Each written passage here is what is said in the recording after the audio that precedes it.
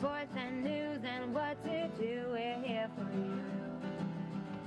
It's your TV, you're watching WTOP.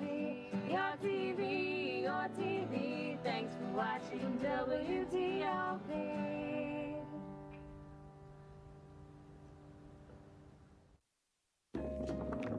La la la la. Free. La la la la la la. La la la la. Freeze.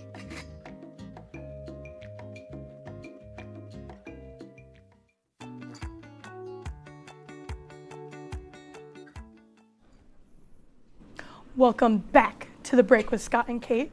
I'm Allie Giroux, aka Kate's roommate. Oh, keep going? Yeah. Okay. All right, so this week we are playing What Bird Is That? So we are shown a picture that is zoomed in of a certain bird, and then we have to guess what bird it is.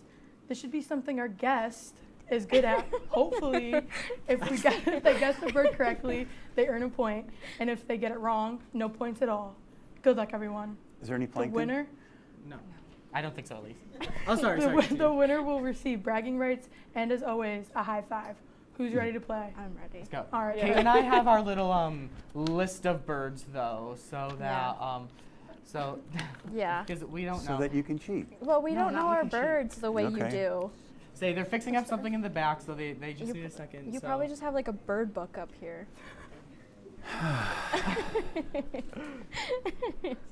All right, well. Okay, are we ready? Oh, you gotta Oh, keep she says going. keep So it. what Okay. did you do today? Oh, I taught a couple classes. I reviewed my final practical exam for aquatic entomology. Oh. Well, I hope it's not Insects? too hard. It sounds difficult. I took Okay, we got to start. Okay. Oh, Sorry. they're yelling at us. We're That's back. all right. Okay, Oh, you're up first. you're up first. Yeah. hummingbird, Do we sparrow, Is it hummingbird? It is. He got it. Yay! That's a point. Okay, I'll go Okay, next. Kate, you're next. Yeah. We only have 10 of them. Wow. We should all guess what it is, and like the first person That's to get an it owl. correct. What kind of owl? Just an owl. It's an owl. I don't Yeah. know. I wish we had our little ding ding ding. Yeah, like, can we get the ding ding ding? Yeah, like Judges the. say. Okay. Ding, ding, ding. Scott. Is it an owl? So this must be out of order, but I think it is an owl. Oh. It is I an don't- owl. it is? Okay. It's an Yeah, owl. okay. Yeah. All right. So- It's not a flamingo. 1 point. 1 point. Okay. Scott, what's you're next? up. Oh. Oh gosh, I Now should what know. is Oh, that? I know. That's a woodpecker. Well, Scott would Am know I right? that. Good Scott job. would know that right? because he picked Because out I- some of the birds. No, I actually didn't. Oh. I didn't. There's only one I picked out, and I won't guess when it comes to that one. Okay. Well. Okay, Professor. Ding ding ding. We'll go back to I'll you. do it. I'll All do right. the noise. Okay, cool. Okay. Okay. Why does it say father? Okay. Oh. Oh, that's a good one.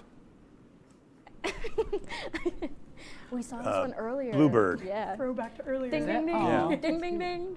There we go. Okay. Yes. All right. Oh, it's a robin. What? What? No, that's a bluebird. It has blue on it. That is not a robin. I'm sorry, this whole list is out of order. Okay. Okay. Bluebird Judge, isn't even on what there. are we gonna I say? think I- it's Point or not? robin. Okay. Oh. Yeah, she's saying robin. I don't have I'm any I'm on knowledge your on side. birds. How I'm about on you? your Do you side. think it's a robin? This is like so loud. All right. Okay. Anyway, where'd it go? Okay, what's next? I can't hear anything. Oh well, this Okay. is a blue jay. They're gonna tell me this is a flamingo. Also corvid. Yeah. The way this is going, they're going to tell you it's a flamingo. Okay, Scott, I you're can't up. hear anything in the back. Oh okay. well. Anyway. I can't hear anything. Well, let's either, just. so. Okay. Okay, what's next? Oh, that's an eagle. Come on. Yes. Okay. It's a bald eagle. It's Yep. a bald eagle. I actually saw one on campus. Really? I was giving a tour, and as we were walking back to Sheldon, there was a bald eagle Great. flying by. That's It was the first magic. time I ever saw one on campus. That's really pretty magical. cool. Anyway, That's Professor, the. this is you. Flamingo. Turn. Oh, where is Ding ding ding. Definitely. Ding, That's ding, perfectly ding. Yeah. fitting for I'm our guessing with y'all. Hawaiian themed show. I can't hear. It's All pink right. because of the plankton it eats, you know. I thought it was Yep, shrimp. Really? I thought it was Mhm. shrimp. Oh, yeah. Okay. All right. Okay. I'm up.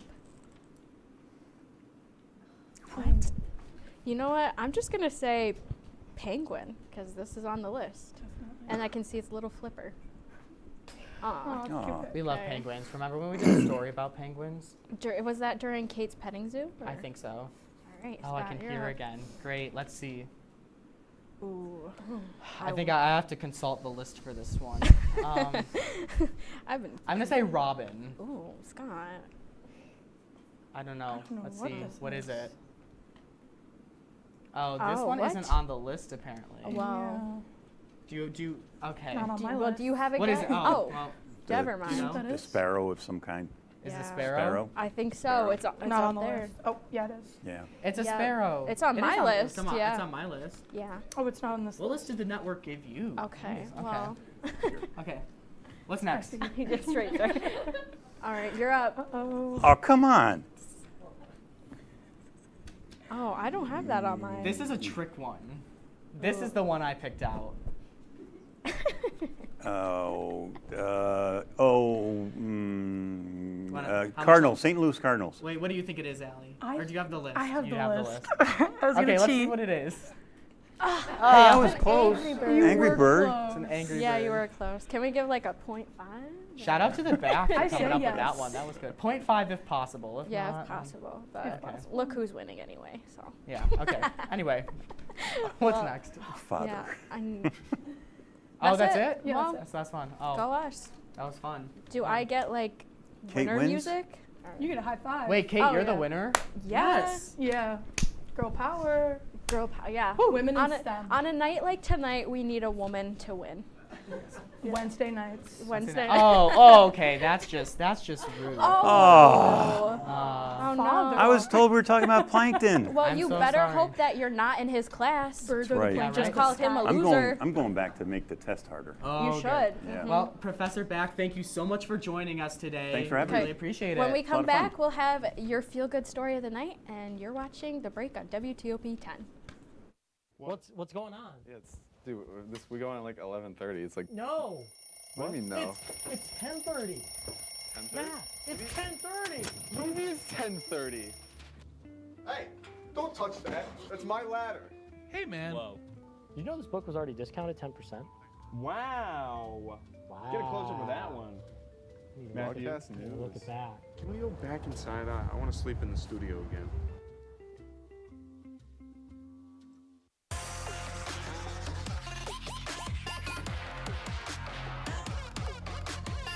Up by Crow and now look at all that DiCarlo on the rebound!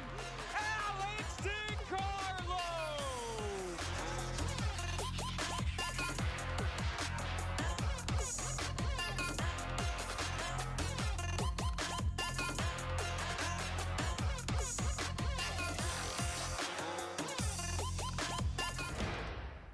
La la la la. Breathe. La la la la la la. La la la la. Freeze.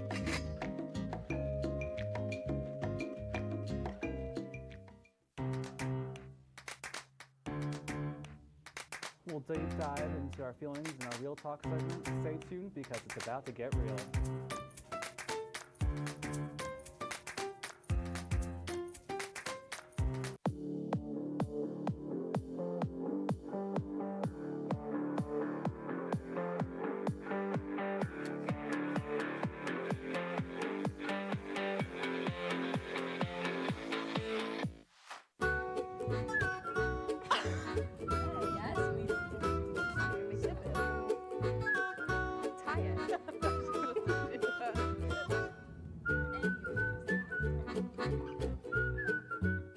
All right, welcome back to The Break. Scott, it looks like you managed to sneak in an animal story this I episode. had to. Well, Pittsburgh Zoo just welcomed two new leopard cubs born on March 18th. All right, the two were born to a leopard named Simba, and we've heard that all three of them are thriving at the zoo. If you want to see them, though, you have to wait until June after they've learned about the outdoors and have received their vaccines. During the wait, if you'd like to donate $5, you'll get the chance to name the leopards. So adorable. I love them. We also have a shark here, I want to point out, Yep. for our Hawaiian theme night. But before we go tonight, we do need to have a brief discussion about our good friends from the interview show. So I heard a little rumor that their host, Jared Wakefield, may be getting the boot pretty soon. Oh, I heard the no. network's not very happy with him. Oh gosh. Well, the interview show refuses to even say my name. It's a real shame they don't want to acknowledge me as a strong woman. we actually do have an exclusive interview with somebody from that show, if we can roll it in the back. What is the best show on WTOP-10, and why is it The Break with Scott and Kate? It's The Break with Scott and Kate. It's the greatest show on WTOP. What is the worst show on WTOP? I think it's the interview show that you can watch. Ooh, you heard it here first, folks. We are the best show on WTOP. Cheers to that. We're clinking. All right. All right, so that's all for tonight. We will see you next week for our season finale. Yes, big shout out real quick to our amazing audience here. We have friends from admissions. We have friends from TOP. We have my dad and his fiance here as well. Thank you so much for taking a break with us. I hope that you all have a great night. Bye. Cheers again. Oh, we're cheersing again.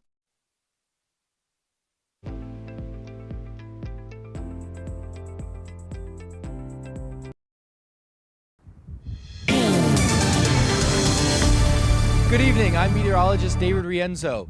A winter storm watch is in effect from tomorrow afternoon to Saturday afternoon, which is going to bring at most 7 inches of snow in the high areas and around our area. This is going to make travel difficult tomorrow night and Saturday morning. In addition to this, we're going to be facing a chilly weekend, but temperatures should start to warm up by next week. That's all for my full forecast. WTOP-10 Nightly News starts now. It's mourning the loss of a former campus president, what the current president is saying about it. Plus, a SUNY Oswego student is claiming he was attacked by campus staff, who he is and what the school is doing to investigate. And the price on this week's Mega Millions keeps going up, where it's at now and when to check if you have the lucky numbers. WTOP-10 Nightly News starts now.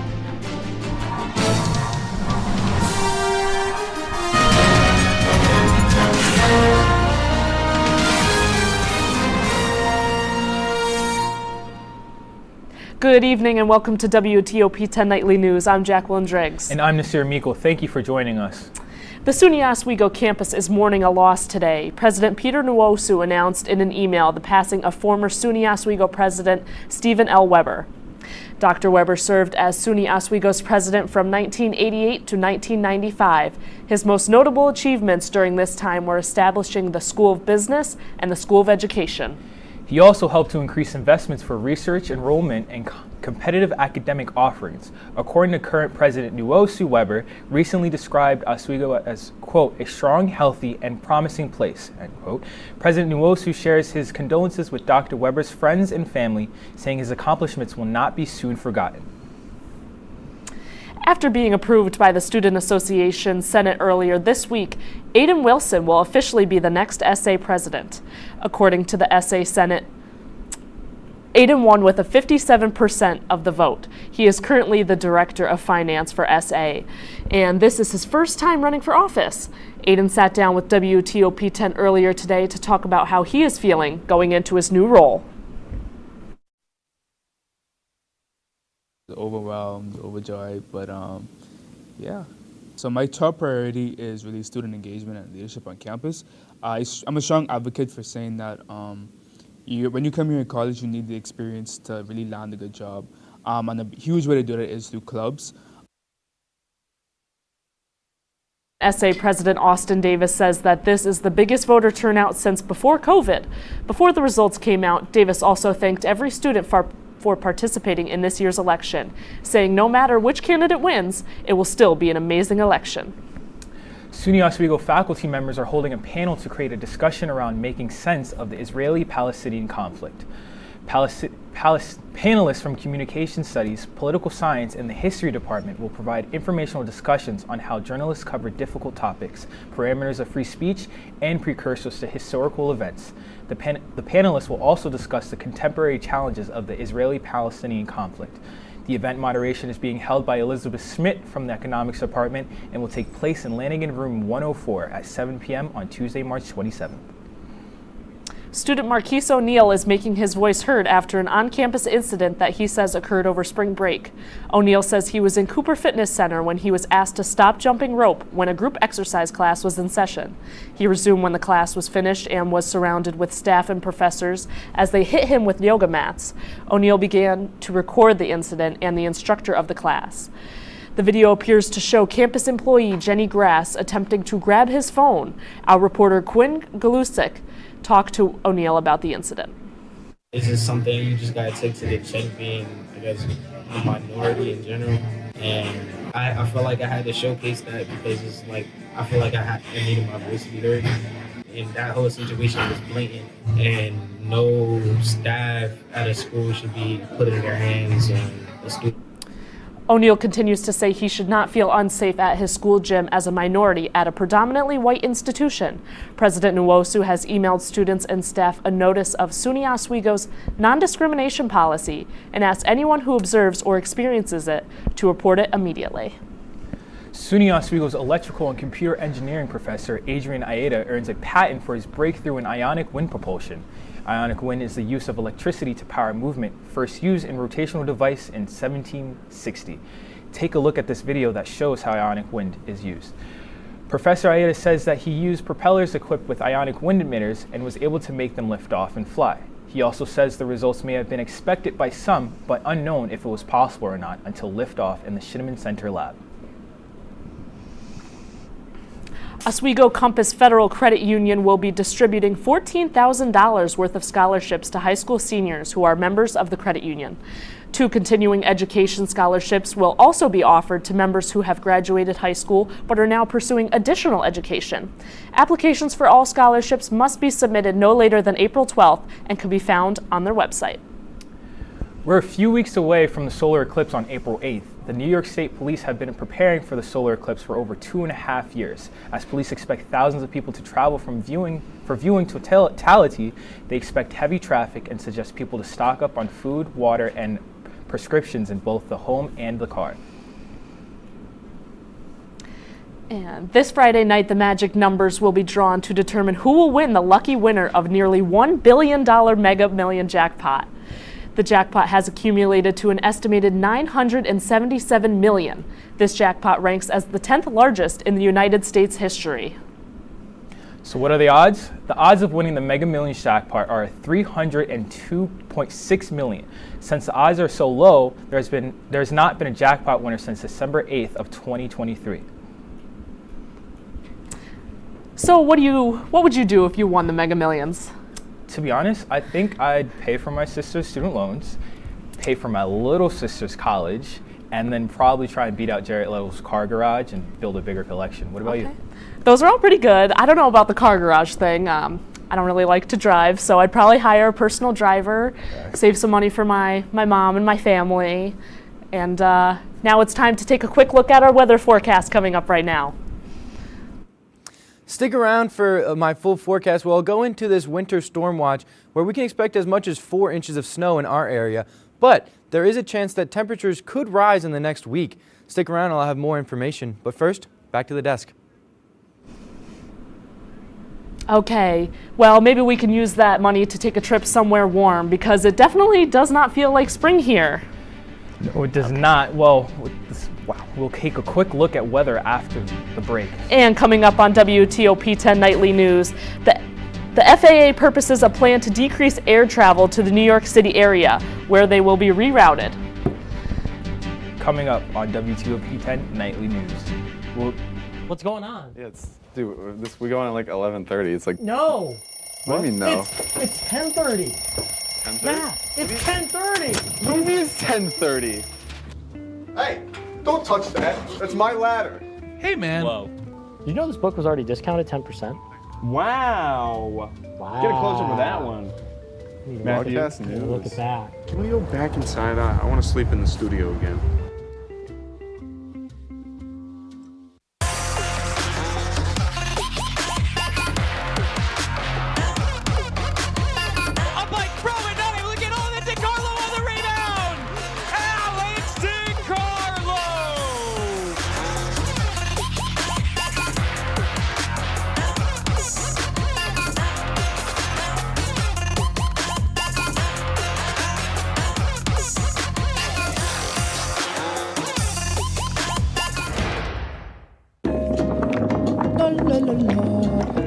Free.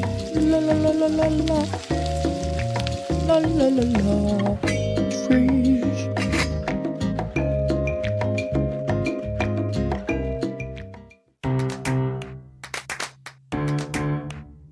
We'll deep dive into our feelings in our Real Talk segment. Stay tuned because it's about to get real.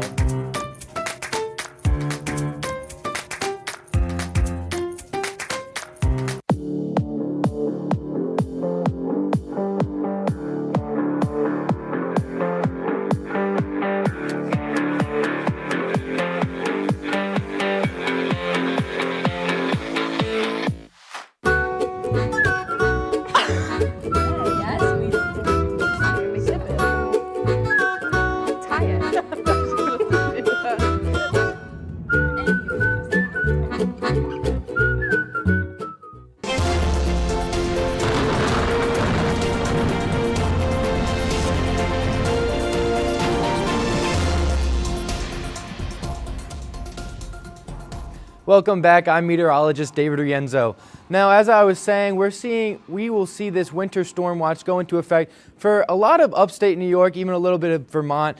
This will take effect tomorrow around 5 p.m. and continue into Saturday. This will affect the evening commute if you're coming back from work or to classes, as well as the morning commute on Saturday. Most snow will be expected east of Lake Ontario, including our area, but mostly the most amount of snow will be in the upper areas like the Tug Hill Plateaus. Well, they'll see as much as 8 inches. But snowfall around us will be around 5 inches accumulated. Now, looking at the hazards, as I said, Saturday and Friday, you're going to be seeing a lot of snow, so please be careful out on the roads, or if you're going out Friday night. The roads will be slippery, so please take extra caution. Winds won't take much effect except for on Wednesday and Tuesday, where they'll pick up. We'll have some strong gusts.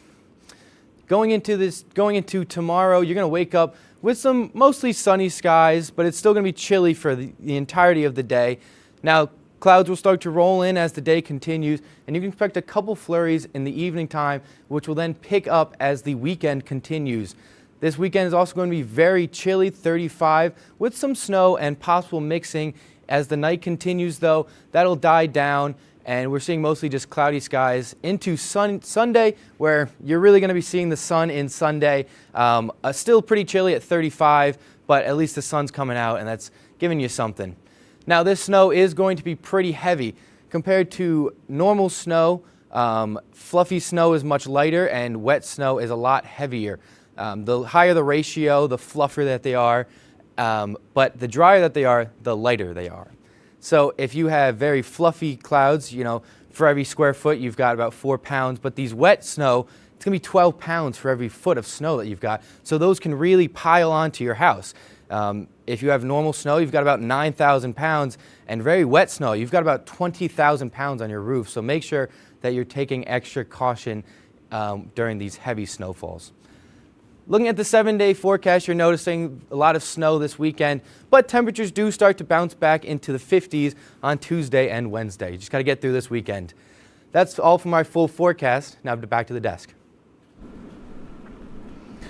The U.S. has sent a draft resolution to the UN for immediate ceasefire. Recently, Israeli forces killed 50 Palestinian gunmen and 140 suspected Hamas members at Al-Shifa Hospital, where over 30,000 patients and displaced people are sheltered. The Secretary of State, Antony Blinken, says the truce deal is getting closer. Israeli Prime Minister Benjamin Netanyahu told Senate Republicans he plans to press on with the war in Gaza. Netanyahu is sending a delegate to Qatar for negotiations on hostages. The United States is testing a new hypersonic cruise missile in the Pacific. The hypersonic portion allows the missile to travel over 4,000 miles per hour, making it difficult to detect or intercept. This weapon has been tested off the U.S. mainland, but this particular test was to send a message to China that the United States holds power over the Pacific region. Despite plans to prevent it with supports from both sides, the government may face a shutdown. The plan has the support but may not have the time to stop it. It is likely to need to be passed by tomorrow, where there will be Where there's a will, We've been very, very consistent, very adamant that we had to get our government funded. We had to get the appropriations process done. there's not always a way. Parts of the federal government could briefly shut down this weekend, despite a bipartisan budget deal. The issue is time and whether it can overcome hurdles by the end of tomorrow. Even with bipartisanship, it's going to be a tight squeeze to get this funding package passed. The deal appears to have enough support to pass eventually. It funds parts of the government an earlier package didn't cover. There's absolutely no reason for a pointless and costly shutdown. But legislating requires a series of steps. With everyone in agreement, they go quickly. But how often is Congress in total agreement? You think you guys should shut it down? I do. Lawmakers who oppose the deal have ways to slow down the process. Some say they at least want more time to read the legislation. You don't even know what's in there and what's not in there. In the House, expediting with a suspension of the rules requires a supermajority. In the Senate, a speedy unanimous consent vote fails if a single person objects. The point isn't really about the process of whether it's Friday or Saturday or Sunday. It's whether or not someone stands up and says the emperor has no clothes, the country has no money. I'm Amy Kiley reporting. The better news is that if the government does shut down, it is only projected to be out for the weekend. It wouldn't change most government worker schedules as they generally have the weekend off anyways. The Federal Aviation Administration is attempting to clear up the congested airspace of the New York City area. JFK, LaGuardia, and Newark airports have been having staffing issues with many passengers. To relieve the three locations, more flights will go to Philadelphia.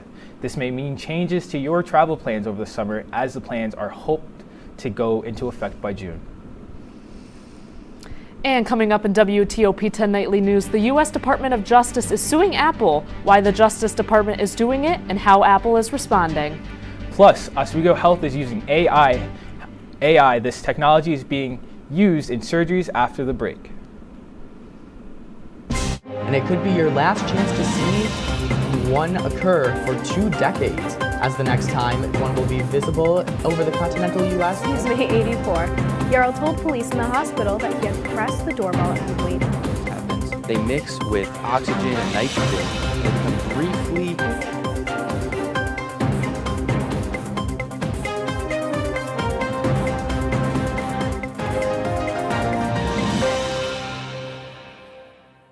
What's going on? Yeah, dude, we go on at like 11:30. It's like No. What do you mean no? It's 10:30. 10:30? Yeah, it's 10:30. Maybe it's 10:30. Hey, don't touch that. That's my ladder. Hey, man. Whoa. You know this book was already discounted 10%? Wow. Wow. Get a close-up of that one. Matthew, Broadcast news. look at that. Can we go back inside? I want to sleep in the studio again.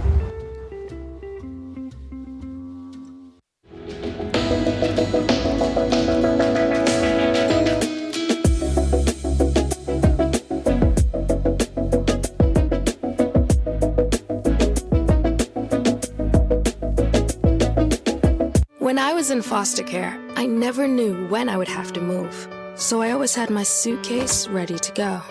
Then one day I was adopted. My new parents opened their hearts and home to me. My parents cook my favorite breakfast for me every morning. My parents take me on trips I never thought I would go on. They gave me a home and an even better reason to use that suitcase. My parents aren't perfect, but they're perfect for me.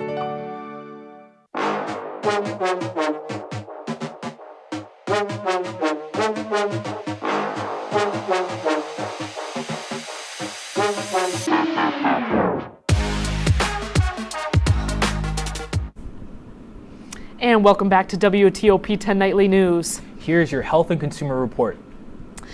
Oswego Health is admitting the help of a new doctor, AI. Patients at Oswego Hospital in need of sinus surgery will undergo procedures performed with AI technology named Trudy. The Trudy system offers 3D visualization and fast anatomical mapping, which can create a digital map of your sinuses.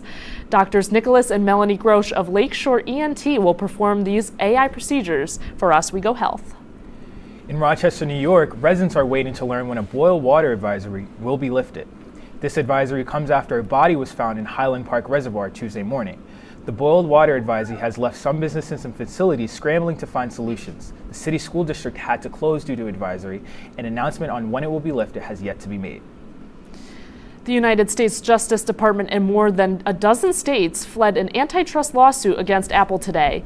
The DOJ claiming Apple uses anti-competitive tactics like blocking new apps and degrading how Android messages appear on iPhones to maintain a monopoly on the smartphone market. Mike Valerio explains the core of this historic suit.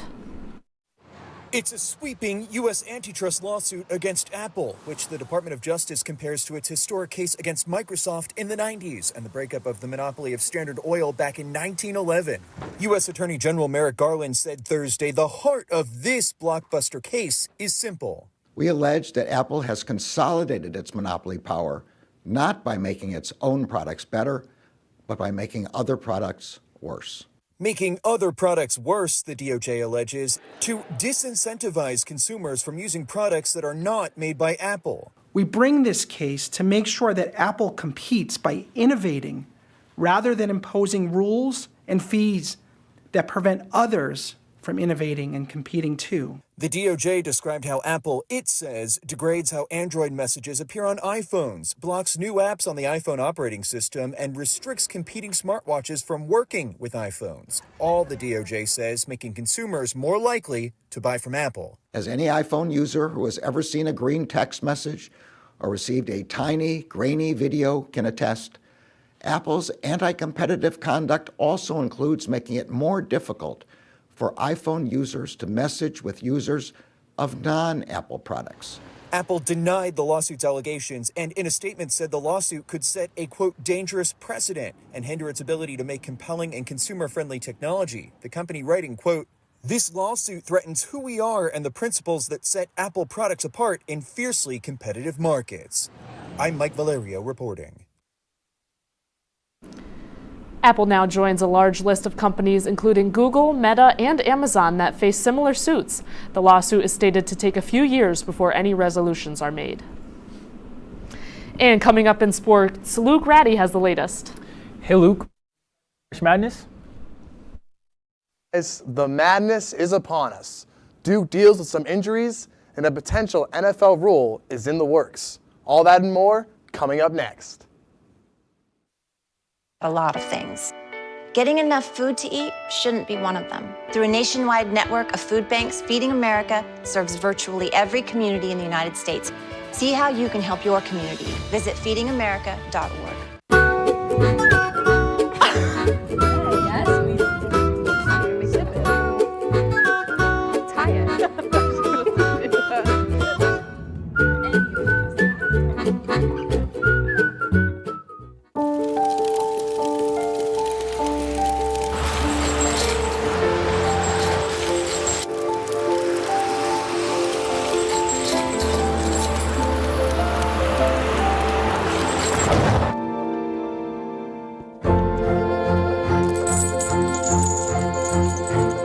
Did you know dragging chains can spark a wildfire? Only you can prevent wildfires.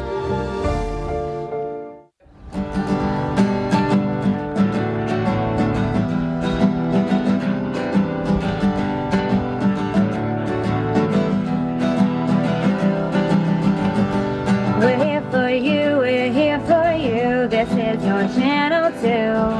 With sports and news and what to do, we're here for you. It's your TV, you're watching WTOP. Your TV, thanks for watching WTOP.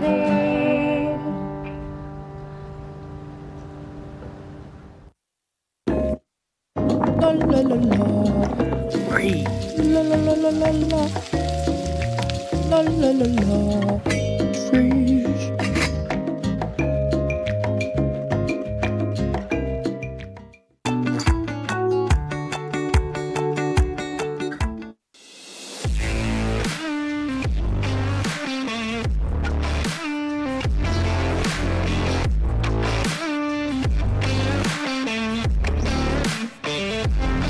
Welcome back. I'm your sports guy with all the latest. Let's get to it. The hockey season may be over for the Oswego Lakers, but players are still being recognized for their impressive seasons. Forwards Shane Bull and Tyler Flack were named to the All-American East first team and third team, respectively. They were recognized by the American Hockey Coaches Association. Bull was exceptional this year, scoring 22 goals and setting a career high in points with 42. Flack was no slouch either, setting personal bests with 17 goals and 40 points on the season. An impressive achievement for both. The SUNY Oswego Lakers' weekend schedule has been altered by weather. The women's lacrosse game, originally scheduled for Saturday, has been rescheduled for Friday, March 22nd at 1 p.m. against SUNY Potsdam. The men's lacrosse game has also been moved from Saturday to Monday, the 25th, at 4 p.m. against SUNY Brockport. And also, the two baseball games that were scheduled for this Saturday have been postponed for a later date. This is all in anticipation of a Saturday snowstorm heading right for Oswego. March Madness is upon us, and the Blue Devils are going to have to find a way through the tournament without their star freshman. Duke guard Caleb Foster will miss the NCAA tournament with a right ankle injury, Coach John Shayer said earlier today. Foster has missed the past 5 games, but Duke was hopeful he might return for the tournament. Foster averaged 7.7 points while shooting 40.7% from three-point range. The Blue Devils will have to hope his ascendance is one they can overcome. Ending with football, the NFL is closing in on a rule change for the next football season. NFL officials responded Thursday to protests over a proposal to outlaw a version of the hip drop tackle. This tackle has resulted in an injury rate that is 25 times higher than what it would be if tackles when it was not employed. The league is committed to safety, and officials are in full support of the change. The rule change is in full effect and could be made as soon as next week. The Vegas Golden Knights, the defending Stanley Cup champions, hosting the Tampa Bay Lightning in this star affair. And look at this play by the Golden Knights. Tic-tac-toe, and Shea Theodore sets up Jonathan Marchessault for the easy tap-in goal. 1-0 Vegas. But later on in the first, Vegas on the power play, but it's the Lightning who take it away, 2-0, and Anthony Cirelli would make no mistake on that goal, scoring to put the Lightning right back in it, 1-1. Later on, third period, Tampa Bay on the power play, and Nikita Kucherov, the star, gets it to Braden Point in the slot, and Braden Point would make no mistake on that shot, putting it right past Aiden Hill to bring the Lightning back in front 3-2. But the Vegas Golden Knights wouldn't quit there, no sir. Ben Hutton gets the puck right in the slot and fires it past the glove of Vasilevsky to tie the score back up 3 apiece. Later on, third period, 7:40 to go, Braden Point races past the defense, gets to the puck, and somehow finds a soft spot behind Aiden Hill and pots the loose change in. Point would get his second goal on the game, and it would be the deciding goal as the Lightning would win this game 5-3. WTOP-10 will be back right after the break. La la la la. Breathe. La la la la la la. La la la la. Freeze.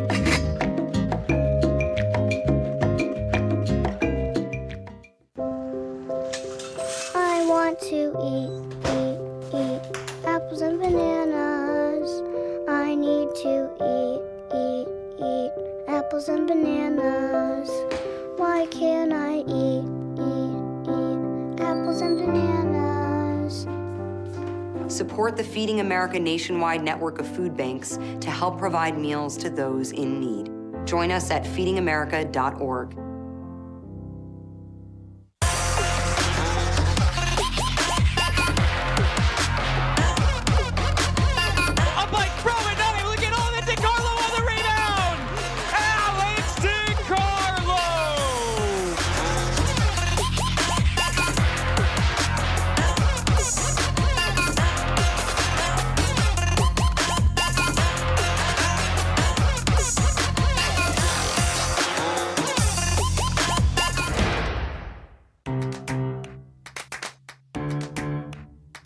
We'll deep dive into our feelings in our Real Talk segment. Stay tuned because it's about to get real.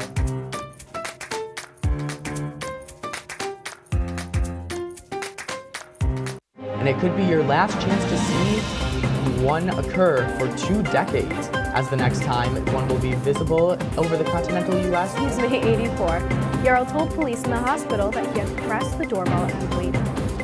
They mix with oxygen and nitrogen and become briefly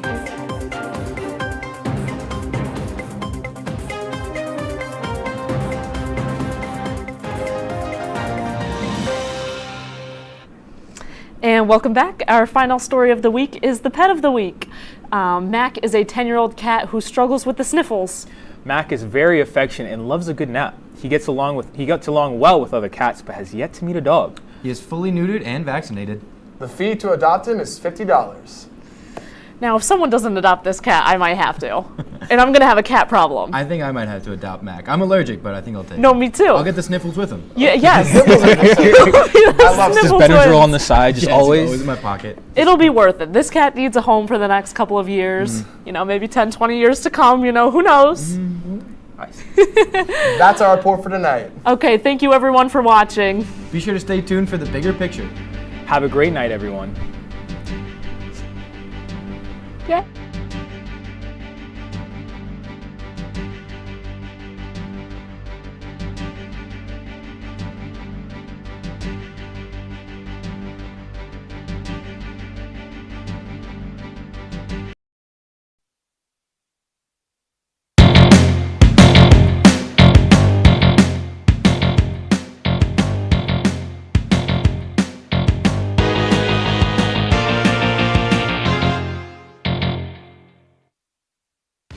to Entertainment Brief, the newest show on the WTOP network. What's your name, bud? Oh, I'm Austin Claus. And I'm Chris. We have a great show planned out for you today with multiple segments you will come to know and love. I am so excited for today, so let's just get right into it. Yes, let's just get right into it. First of all, Entertainment Breach. Well, this glorious segment features different segments consisting of challenges, discussions, and skits. You'll see some of these segments in pre-recorded bits, and some of them will be live right here. You know, we've been working on this for such a long time now, from the idea to the proposal, up to the recording and editing, and now we're here. We're here. Yes, we are. You know, it's just been a wild ride, especially, our viewers don't really know, but we've had a lot of different problems trying to get this going. I don't know about you, a lot of editing. He wasn't even supposed to be the co-host. No, I wasn't supposed to be the co-host, but here we are. Yep. So my idea has spawned into this. Yes, the brains and the bronze, if you will. The bronze, he does everything else, I'm just here. I'm the editing, a lot of the music composition. I'm just here to look pretty. Anyway. Well, our first segment for today is a little cooking challenge we like to call Taste or Waste. Let's get into it. Absolutely. Let's get right into it. Take it away, past us. Welcome, Taste or Waste. Our beloved cooking show where two amateurs at cooking try to cook. And we are, as you said, amateurs. We are not good at what we do. And especially considering we are not in the kitchen right now. We're in the dorm special. Specifically my dorm, because we have no kitchen that is available to use. What are we doing today, Chris? We are making a chocolate chip cookie in a mug. In a mug. Specifically this Miles Morales mug, which is very interesting. The stove isn't for us anymore. The stove is not for us. Not for this time. Not for the first ever Taste or Waste that we are recording. The first ever segment we're recording, as a matter of fact. Yes, our first very segment, and we're going to have such a good time. More future memories to come. Absolutely. The first of many. Let's get right into it, Chris, Absolutely. shall we? Let's do this. Yes.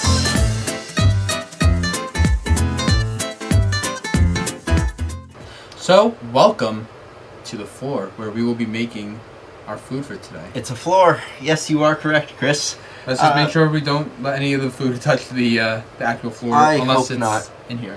Okay, so first ingredient, usually sugar.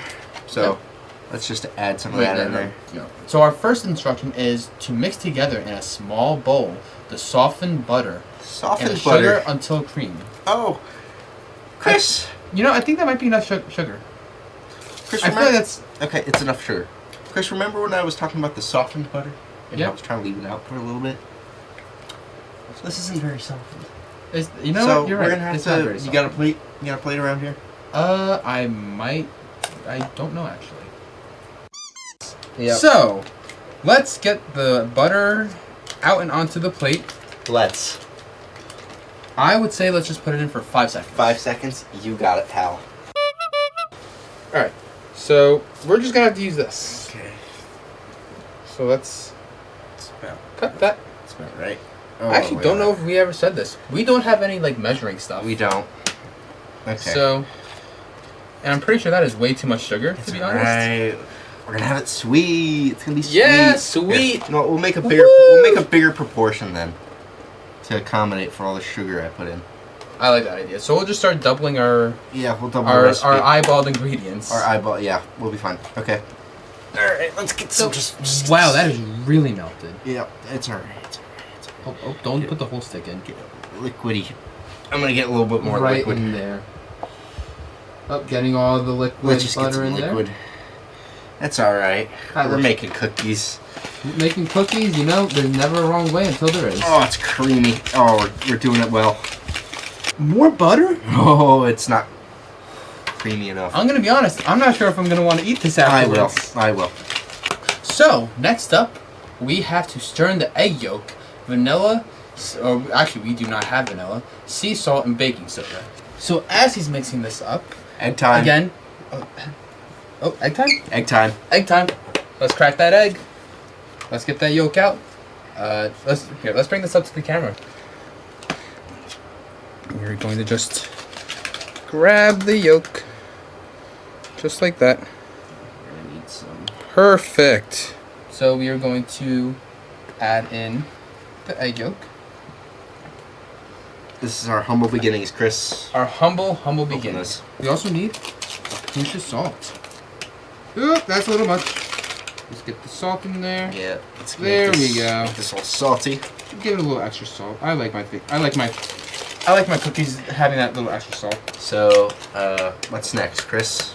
Well, after we mix in the egg yolk, vanilla, sea salt, and baking soda, we need to add the flour and chocolate chips and stir until it's put together.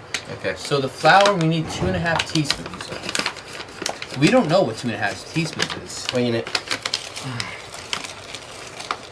Slowly. Alright, let's not add any more.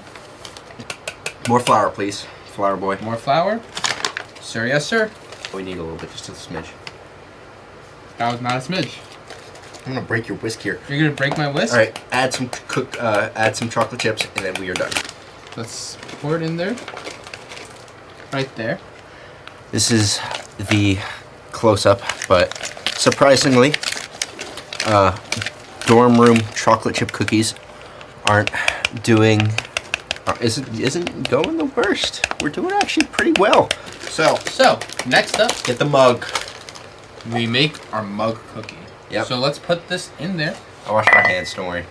So we are putting it in my very own Miles Morales mug from Universal Studios. Very fun. Let's scoop it all in.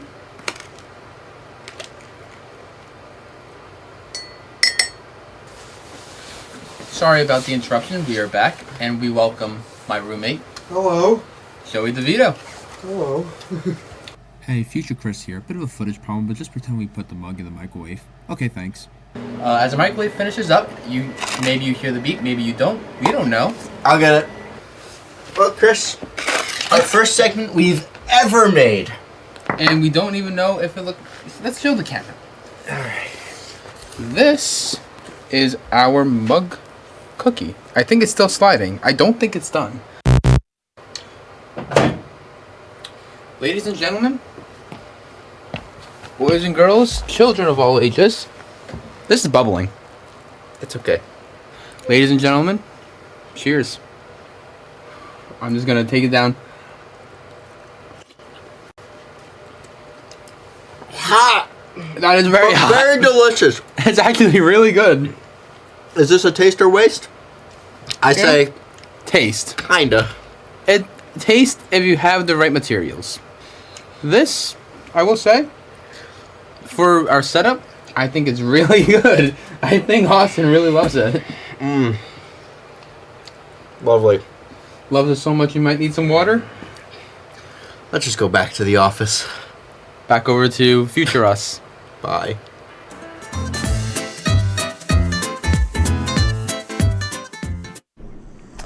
I'm going to be honest with you, Chris. That cookie was awful. Yeah, no, we should not have said taste. You said taste. I said... You said... Okay, hold on now. You said... Kinda. We just watched it. I said kinda, more of like in a bad tone. Yeah. So that was more of sarcasm. All right. Whatever, if you say so. Okay. Well, when we come back, we introduce our first live segment of the show, as well as a little segment about an obsession of mine. All of this after the break. Oh, he loves his obsessions.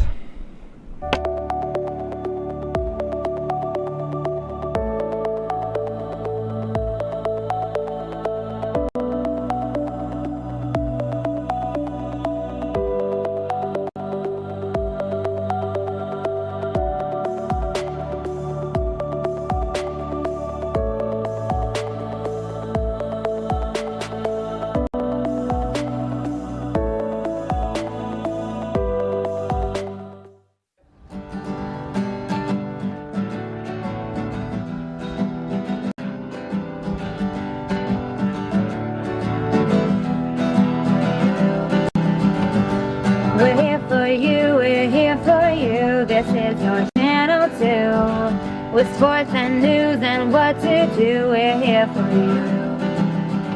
It's your TV, you're watching WTOP. Your TV, thanks for watching WTOP.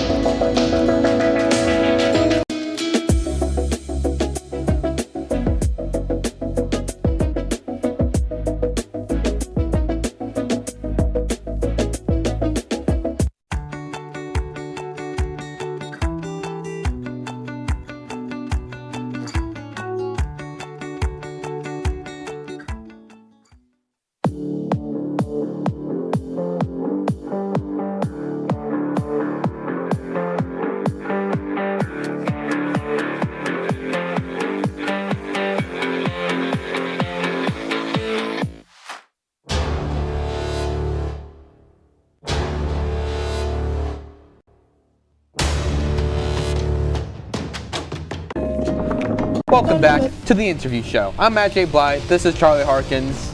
We're kidding. Welcome back to Entertainment Breach with Austin and Chris. Let's get back into it. Absolutely. For this next segment, Austin will be giving us a little presentation. The catch? I made it, and he has never seen it before. So, welcome to We're Proud to Present. So, would you like to start us off? Yes. All right.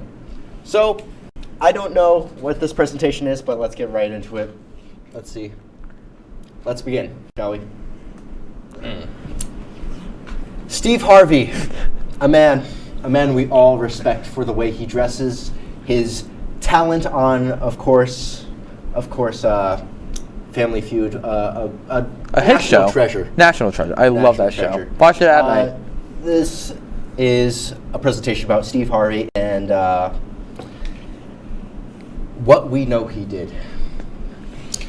Steve Harvey, as you may or may not know, scammed so many people with his shovel business. It was such a terrible business. I was going to go a different way with that, but we're on TV. So Steve Harvey, he scammed so many people with the shovel business, and what you may not know is... Who helped him? Willie. We know what you did, Willie. You and your orange Oompa Loompas, we know what you did. You and Steve. You think you could just pay off every other news place, but we know. Me and Chris. We know. Right? We know the scam that's going on. Who is that? Is that That's Matt J. Bly. Is that Matt? That's Matt J. Bly. All right. Matt, one of the victims of Steve and Willie, as you can see, he has really let himself go ever since the incident. The hair. Oh. We're just gonna skip this one. You know, careful there. Nope, we also got Elmo up here. Elmo, another victim. He's been living on the streets ever since this shovel scam has shut down Sesame Street, has brought it into poverty. And It's truly disgraceful what Willie and Steve has done. It's been so hard on the families, including Candace. Once a prominent Disney star, now what is that? that is our AP Mike Neckers. Mike. Candace has become Mike. Candace has become Mike. It's truly a dark path. Nobody wants to become Mike. Sorry, Mike. We love you, Mike. We love you, Mike. And I believe that's the end of the presentation. We're ending on Mike. Are you kidding? We can just keep him up here. Mike is great. We love Mike. Yeah, we do love Mike. Anyway, what's next? Oh, okay. So, for anyone watching, let's come over here for a second. Thank you. Obsession. For anyone watching who doesn't know, I have a very slight obsession with hockey. Totally slight. Nothing too big. He hasn't made it his whole personality. It is not my whole personality. It is. So I follow a lot of different aspects of it, from the different teams, mainly the New York Rangers because they are objectively the best team in the entire National Hockey League, to trade rumors, to even contract values, like all the different cap hits, for all that stuff. So I thought, why not talk about it? So this is the Hockey 100, where I talk about hockey in 100 seconds or less. Take it away, past me.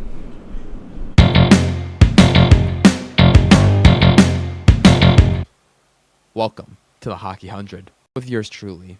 Let's get right into it. First off, it's the New York Rangers, objectively one of the best teams in the NHL. The best team, if you ask me. They were just handed their first loss of February after going on a 10-game winning streak. Now, who could have ended that loss? Was it the Boston Bruins? Was it the Florida Panthers? It was the Columbus Blue Jackets. It was the Columbus Blue Jackets, the 29th ranked team in the entire league. Gave them their loss of February. You know, I really don't know how a team is going to be able to defeat all these top teams such as Colorado and Dallas and then lose to Columbus. But, you know, maybe it was just a bad game for Jonathan Quick, you know, the goalie that was not in the net for the majority of that streak. Maybe Igor should have been in. That's all I'm saying. Next up, Barry Trotz has told the media that UC Soros will likely stay in Nashville past the trade deadline. Look, I'm not a Nashville fan, but they need a retool. They need a rebuild after the seasons that they've had, especially in the last couple years. That loss to Pittsburgh was not necessarily a great one. That just sent their team. They need a retool. I don't know why they're keeping him. Finally, it looks like the Yzerman plan for Detroit is starting to come to fruition. They're looking to be buyers in this trade deadline and maybe getting a few key pieces that can lead them to maybe a deep playoff run. Honestly, I don't see them going for the cup, but definitely a good playoff team. That's all from now. Back to the studio. Hey, bud, it's over. Oh, sorry, your hockey just bored me so much. It's not that boring. You talked about, statistics. Listen. It's supposed to be a fun show, Chris. It is a fun show. Listen, anyone that likes hockey will know that it's fun. I give him his liberties. That's what I believe. Well, anyway, what's next? Well, when we come back, we go around the Morano Campus Center asking a greatly important question. What is that question, you might ask? Stay tuned to find out. La la la la. Free. La la la la la la. La la la la. Free.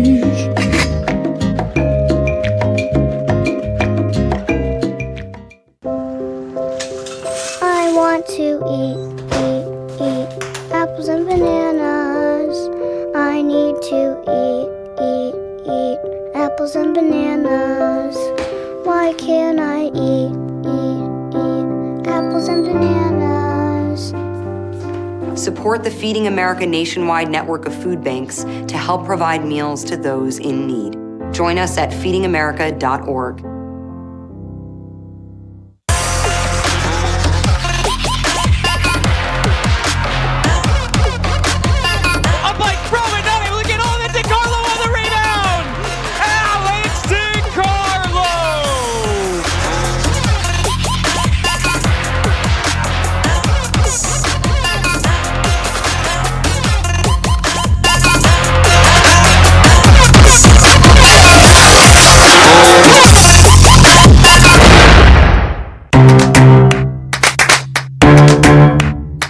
We'll deep dive into our feelings in our Real Talk segment. Stay tuned because it's about to get real.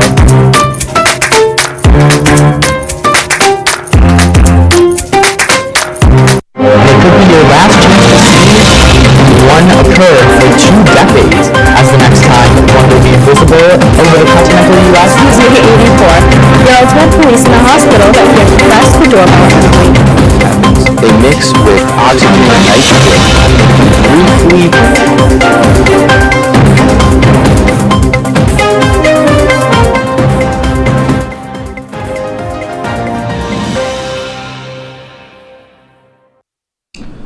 Welcome back to the show. I hope you enjoyed that break as much as we always do. Oh, we always love those breaks. We always fight during the breaks, don't we? Yeah, we always throw hands, just go. Yeah. That's why he has a bloody nose. Okay. Let's get ready for our next segment now, shall we? So, for this new segment, Austin goes out into Murano Campus Center asking a really important question. Now, unfortunately, I could not be there for this segment as I was sick, but we had a special guest help out. Who was that special guest? Well, let's find out. You were sick. Hello, sir. I just got a quick question.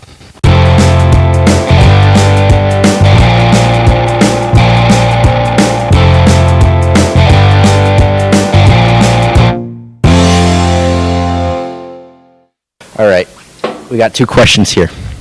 So, would you rather every time you cheat, you have to eat an entire pumpkin whole, or every time you lie, your pants just spontaneously combust on fire? What's your answer? I think the pants on fire, just because I think it's pretty funny. It is pretty funny. You have to eat an entire pumpkin whole, stem and all. It's just not good. I think I'll take the pumpkin. I'll eat the pumpkin. You'll eat the pumpkin? All right. Tally the pumpkin. Pumpkin eater. Pumpkin eater, give him the marker. There's your tally. I'd have to go with the pants one on that one. The pants? I don't really feel like eating pumpkin. Yeah. Pants? Pants? And for you? I gotta agree. Gotta agree with the pants. I agree with the pants. I've heard arguments for both. Just looking for some people. It's really empty out here because it's raining. We're having fun though, right, Joey? Absolutely. Yeah, we're having a great time. Yeah. You guys got a moment? You all right with being recorded? Yeah. All right. Would you rather every time you lie or anything, your pants just spontaneously combust on fire, or every time you cheat, you have to eat an entire pumpkin whole, stem and all? Stem and all. I'm not a big fan of my pants getting set on fire, where I feel like it would be a challenge, but I feel like I can eat a whole pumpkin whole. It would just take a while, so. Very time consuming, though. Right? Yeah, very time consuming, but less pain than the pants for sure, We got a question for you. All right, I don't know you personally, but Joey knows you, so we can just come up to you. Every time I lie, my pants got sweaty. All right. I feel like I get used to the pumpkin eventually. You also lie a lot more than you cheat. All right.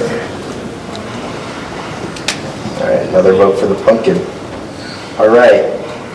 I've eaten pumpkin before, and it tastes of rotten onions. So pants? That being said, I don't cheat, so Okay.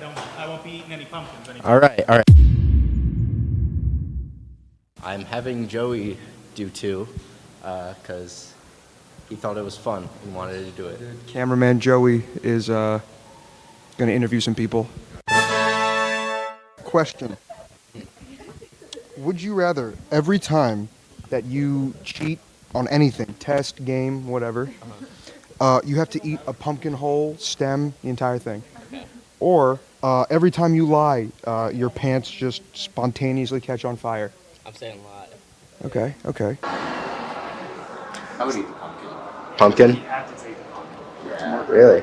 This is a bit of a tough choice for me. Although I think I'm going to have to go with, what was the full option for pumpkin? Cheater, pumpkin. Yeah, I'd rather eat a whole pumpkin. Cheat. than like suffer one of the worst injuries ever. All right. So I gotta say, we make fun of Matt J. Bly a little too much here. Chris, we gotta stop. We do have to stop. We keep harassing him. So, anyways, now you might have heard Austin say something about a second question. Yep. What was that second question, Austin? The second question is whether I should shave or not. As you can see by the results and by my facial hair, people told me to keep it by a landslide. Mom, I'm sorry. Well, let's just see them talking about it. Let's roll the clip. Now, next question is my beard or wherever it is. Shave it or keep it? All right, now we know. I think you should personally, keep it. Keep it? I think you should keep it for. All right, we'll keep it for now.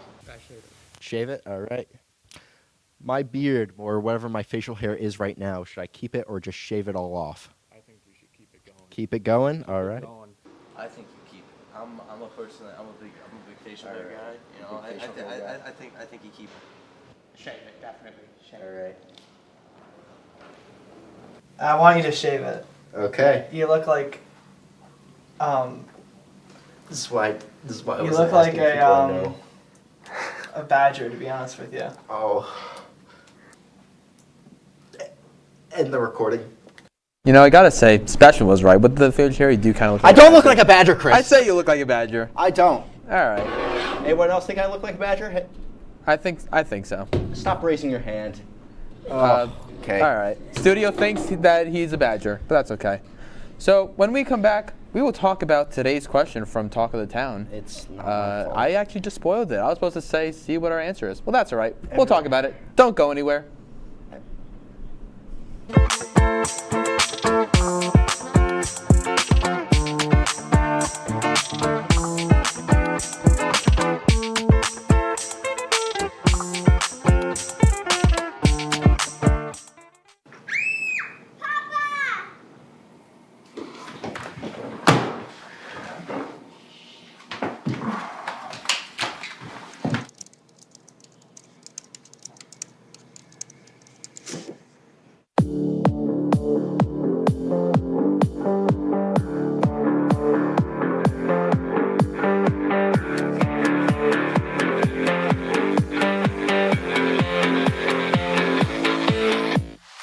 Say, President Stanley, whenever there's bad weather, who would you turn to? I'd turn to Storm Team 10. No, right but you've here. got to say it like this. Storm Team 10. Say it with me. Storm Team 10. What's going on? Yeah, dude, we go on at like 11:30. It's like No. What do you mean no? It's 10:30. 10:30? Matt, it's 10:30. What do you mean it's 10:30? Hey, don't touch that. That's my ladder. Hey, man. Whoa. You know this book was already discounted 10%?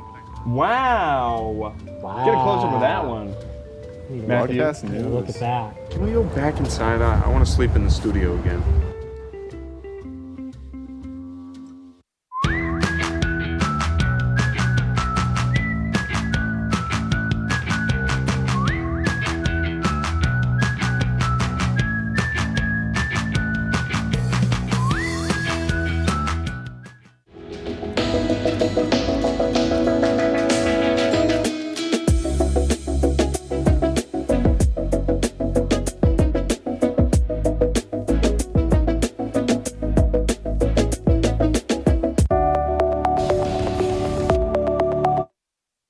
Enter our final block for the night.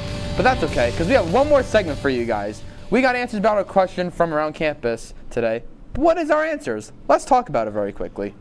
All right, the answers are, and the results are by almost even, actually. Pumpkin, people would rather eat an entire pumpkin, and people think I should keep it. I don't agree. I don't understand. Here, let me get the marker for a second. I honestly say, because I never got a chance to, I'd say shave it. Yeah, because you know me personally. Everyone just wants to see me suffer. Anyway. Yeah. Well, let's ask the ask the people in the studio. Come here. How about let's all come up. Let's see, what do we think about the votes? Cast your votes. We have Shave it 100%. Shave it 100%. Am I actually? Emily, Mike. Is it going to be shaved by next week? Who knows? Bye. Womp. go. Yeah, I think you got a good idea there. I definitely say shave it. Yeah. I want to see a baby all right, face. all right. The people on the radio are saying shave it. Yeah, we could add like a few more over here. Am I free? From the control. Everyone in control room says How many people are in shave the it. control room? Everyone. Six Shave it. All right, so that's 1, 2, 3, 4, 5, 6. It's not enough. Wait, oh, it is. it It's is enough. Austin will Oh. shave it next Mom, episode. you're gonna be proud. Woo! My beard's gonna be gone, and it will never return unless I get a punishment. We'll see. Maybe that'll be a future segment. Yep. All right. So, I mean, the question was really supposed to be the pumpkin or the. The pumpkin. What do you guys think for the pumpkin? I would say the pumpkin. I don't know. Everyone. We got a few All pants right. in the studio. Pants. Anyway, Chris, that was our first episode. That was our first episode. We had a lot of fun. I gotta say, I think it was a great time. Yeah, we had a great time. This was a great time. I will. Fun show. I can't wait to see how it'll go throughout the semester. We need to seriously stop harassing Matt. Yeah, well, that's one thing. We will absolutely stop harassing Matt. Matt, we're sorry. Matt, we apologize. We love you. We love the interview show. I never watched it. We've never watched it. No. Instagrams. That's okay. We'll watch it for next time. Our Instagram should be right here. Yep. Look at Instagram. it. Look at it. Go follow it. Yeah. We'll be posting. Thank you guys so much, and we will see you in the next episode. Yes, we will. We have 30 seconds. You just did that for no reason. How do you feel? I feel good. Good. Have a good night, people. We'll see you in a few.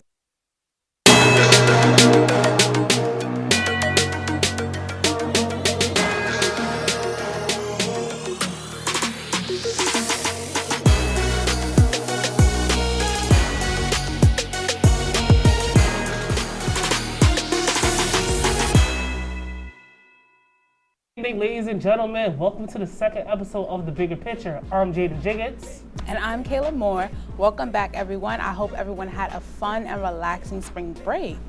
Kayla, speaking of spring break, how was your spring break?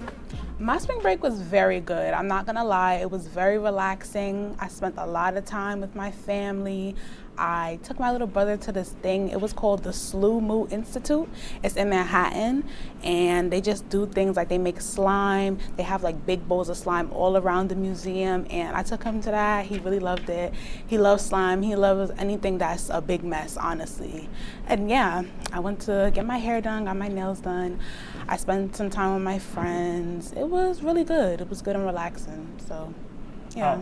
I don't know why the slime was reminding me of Nickelodeon, but hey, that's good. You got your hair done too. You know what's so funny? They have this thing when you go in. It was a little extra though. When you go in, they put you in this like area and they ask you a couple questions. And if you don't get the questions right, you have to get slime. They throw the buckets of slime directly on you. Oh, so it's like the Kids' Choice Awards. Yeah, like part 2.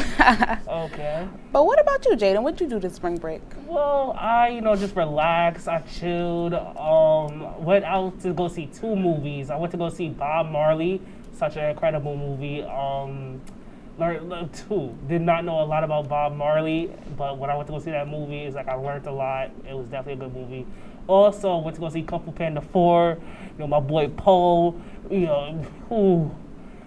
Poe always showing out, and that was just a good movie in itself. I was able to see Tai Lung come back. He did his thing. The whole it was a good movie. That new character also, she's official. She official. I can't lie.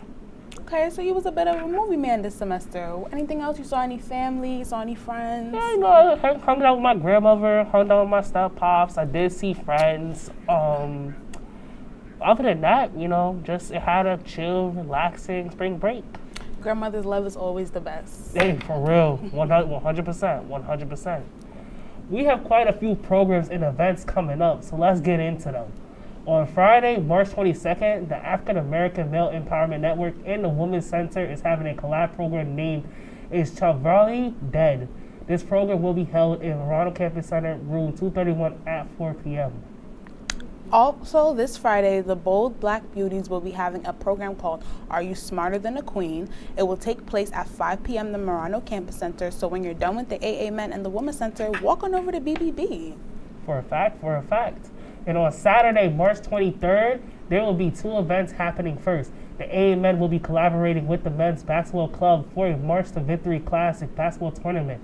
This event will be a 5v5 tournament, and it will be $3 per person to get in, and it will take place in Lee Hall at 6 p.m. to 10 p.m. You can sign up for this event still by messaging the AMN Instagram page. And last but certainly not least, the Women's Center will be having their annual dinner called the Empower Her Met Gala. It will take place in the Sheldon Ballroom at 7 p.m. Doors open at 6:30 p.m. The dress code is formal. Pastel colors are suggested, but absolutely no pink. Tickets are being sold in the box office for $15 and will be available until this Friday at 5 p.m. Hold up, we still got more programs and events to announce for later this month. On Monday, March 25th, the Latino Student Union will be having a Family Feud style program saying how well people know Latino and Hispanic culture. This program will be in LCC 225 at 7 p.m. On Tuesday, March 26th, the Muslim Student Association and Student Association of SUNY Oswego will be having an event on the lives lost in Palestine. This event will be from 5:30 p.m. to 7 p.m. in LCC 132. And on Wednesday, March 27th, the Students for Justice in Palestine will be having its first rally called Shut It Down for Palestine. This will take place at 4:30 p.m. at the SUNY Oswego Hewitt Quad. Coming up, we'll be bringing a special guest on the show, so stay tuned to see who it is after the break.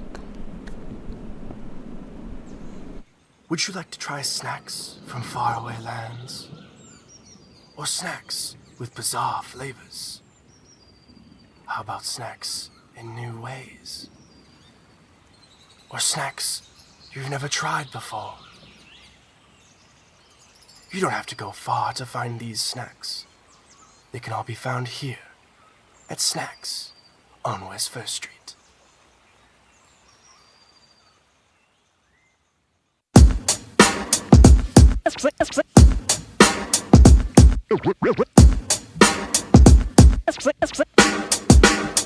Yeah, we're walking around campus, and what do we see? All these clubs are looking. They looking for me. There's hockey. There's improv. So much to see. So let's go try them out and see how they be. Come on and please watch. Our embarrassments free. Tune in to Amateurs on WTOP. Happy Friday, Lakers, and another beautiful day here in Oswego, New York. I'm DJ Don Perone, and I'm happy that you're starting your weekend off right listening to WNYO 88.9 FM, the Laker Radio Network. I said, darling, can you see? There's no room for us. There's no room. Now our lives are changing. Promises keep slipping. And I always knew it wasn't you. It wasn't you. Now our lives are changing. Promises keep slipping. And I always knew it wasn't you. It wasn't you. Welcome back from break, everyone. Tonight we have a very special guest to introduce to y'all, the president of the Women's Center, Nyla Graham. Hey, everyone. So glad to be here. Word, Nyla, how you doing? I'm doing great. I'm not going to lie. I'm a little nervous, but... Okay, it's okay, it's okay. We, you know what I'm saying, we friendly people, okay? We just having a discussion, conversation. Tell us a little bit about yourself, Nyla. Well, I'm currently a senior. I'm an English major. I minor in creative writings and communications. I've spent my entire time here at SUNY Oswego, and it's honestly been a blast, yeah. For real, indeed, indeed. Okay. What you like about SUNY Oswego, like, so far, like? You know, a little fun fact that not a lot of people know, I actually came to this school because they were my favorite colors. Like green and yellow? Yeah. Okay. Wow. Okay. I love a lot of things about SUNY Oswego, but I just knew the vibe was right. As soon as I saw the colors, I was like, yeah, this is it. As you should. So Nyla, Women's Center's annual dinner is called the Empower Her Met Gala. Would you care to explain to us how you and the E-Board came up with this title? So last year's dinner was a charity ball for the Denton House. And we kind of had shifted a different direction in terms of the leadership aspect of it. So we wanted to focus on just the women's, we just wanted to focus on the mission statement for Women's Center, and it's to empower women. So we wanted that to make that our whole theme for the event. Nice. I like that. Okay. Kaylee, you have anything you want to say to that? So what is it like being the president of a student organization? Honestly, it's been challenging, but it's been really fun. I've met a lot of people that I otherwise probably wouldn't have met through my time here, and I've been really challenged in this position. So what are some of the challenges? Like, can you list off a couple for us? What's it called? If you don't have good time management, this position will be, it's a lot. I can only imagine. I don't have good time management skills myself, so I'm glad you got it. Yeah, that's college in general, man. Like, college is all about time management. Like, do you feel as if, like, how's your multitasking, since it's like you're also a college student and a president of a prominent student organization on campus? I mean, what's it called? I'm also an RA on campus as well, so I do a lot. That's 3 things right You just kicking up all the boxes, like. So it just comes naturally, like, over time. When there's something that you are passionate about and you really want to do, you're going to make the time to do it. And I love my org, so I'm passionate about it, so I'm going to make the time to make sure it's a success. What's one thing you love about your org? I love my e-board members so much. We wouldn't be what we are today without them. I love how much we're able to support each other and come together. And I love how strong and passionate my e-board members are about the club as well, honestly. Word. I like that. That's good. So Nyla, since, you know, we knew each other for a minute now, and I know last semester you was one of the co-committee leaders of Women's Center. So I just gotta ask this question out of curiosity. You know, I'm a curious person. Do you prefer being president, or would you rather go back to being committee leader? I love being president. I enjoyed my time at committee leader, but I honestly think that being president does suit me. Sometimes I get in my head and I tend to doubt myself, but there's a lot of things that I want my org to accomplish, and I would love to kind of expand on that through my role as president. So what would you say some of the pros and cons of being a president are? What's it called? Honestly, it's kind of corny, but I don't really think there are any cons to being a president. It's a lot of it is about challenging yourself and being the best version of yourself through something you're passionate about. So I honestly think it's just a lot of challenge, but you ultimately end up a better person at the end of it. That's good. That's real, you know. That's real. How do you bond with your e-board members in Women's Center? We have our e-board meetings, we have them weekly, and we all come together and share our assignments and the things that we've been up to in terms of our section of the club. My e-board has 10 members on it, so we all take the time to share our day, how things are going, and what our updates on our particular sections. And then we also, off hours, we hang out from time to time together, and our e-board has gotten really close because of that. My vice president was actually co-committee leader with me, and we got close enough to end up going on spring break together, which was really nice. Oh. Word, okay. What'd you guys do for spring break? We went to the Poconos. Wow. I got an aunt that lives in the Poconos, so I already know that place is nice. It is super nice. That's what's up. What other fun activities do you and your e-board do, like outside of programs and events? What's it called? We play a lot of games. We text each other a lot. Things are busy because, you know, we're also students and things of that nature, but we still make the time for each other to hang out and really kind of build that passion for the org and each other. I think one of the favorite things that I've done with them so recently was take our e-board photos. A good friend of mine out in Syracuse was a photographer, so he came and took our e-board photos, and it was just so nice. Everyone was so dressed up, and we all took pictures together. It was so nice to pose and just kind of laugh at each other. It was great. I saw those photos too. Those photos are nice. It's on the Instagram page. Yeah. Those photos are valid, fire, all that. Kayla, what you think? So, do you feel like since, you know, you guys do all these things together, you guys have you guys gone closer since you became president? Oh, absolutely. What's it called? At the end of the day, we're all in leadership positions. Like, just because I'm president, I've never really honestly saw myself as president. It's not something that I really take into consideration as I interact with my board. I view all of them as people. So yes, at the end of the day, my title is president, but we're still a club. We do this for fun, and I want it to be fun for everybody. And I think kind of taking it from that mindset kind of really helped build the club together instead of taking it as more of like a business. Yeah, I really like that. That's nice. That's nice. Okay. So how do you feel the Oswego community contributes to the Women's Center, like as a whole? What's it called? I think a lot of the other organizations come to our programs as well. I think they're super lovely for that. Shout out to LSU especially. They pop out a lot to our programs, and ASO. You guys have been really great at coming to our programs. A lot of the support comes from the orgs. Recently, hopefully I'm not butchering her name off the top of my head, but I think her name was Megan Mazzacone. She's having her panel, because we're having our Leading Ladies panel the 27th. They're having theirs the day before. And we all met up and was like, oh, maybe next year we can kind of combine this and kind of make this like a yearly thing for both Women's Center and, you know, career services. So just kind of that outreach and getting out there. It's just building and growing, honestly. That's what's up. That's what's up. I know, like, you said Megan. I don't want to butcher the last name, but I believe that she is someone that works in the communications department, if I'm not mistaken. I don't remember off the top of my head, but I know she's one of the career coaches. Yeah, she is one of the career coaches. That's like, I know her, and that's like, yeah, she's definitely nice. You know, someone to definitely go to.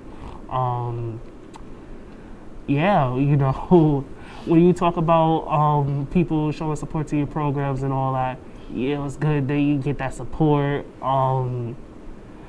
Knowing that your programs be 8 o'clock, like at 8 p.m. at night on a Wednesday, you know, do you feel that that plays a part in how many people show up to the program? Definitely, but you know, we all have to work together to kind of make it a space where everyone wants to go.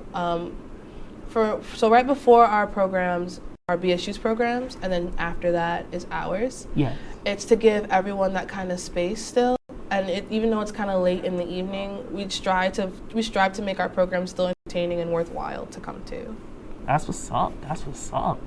I just want to throw in, you guys have some very creative program names. Like, you guys, I could tell you guys put a lot of work into those. Yeah, shout out to our DOPs, Roxy and Roselli. They do their thing. They do. They really do. They sure do. They really do. So we are about to head to break now, but when we are back, we will be asking Nyla more questions to get to know her better. We'll be back with the bigger picture after the break.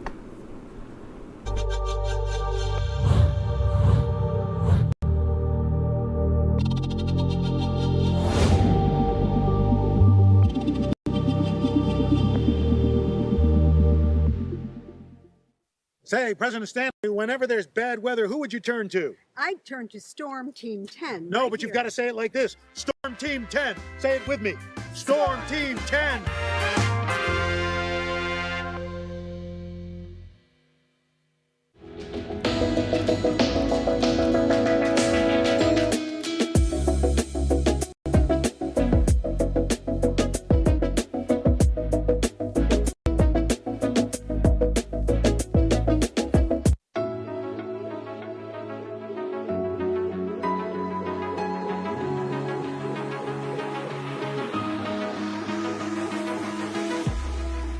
Roll it.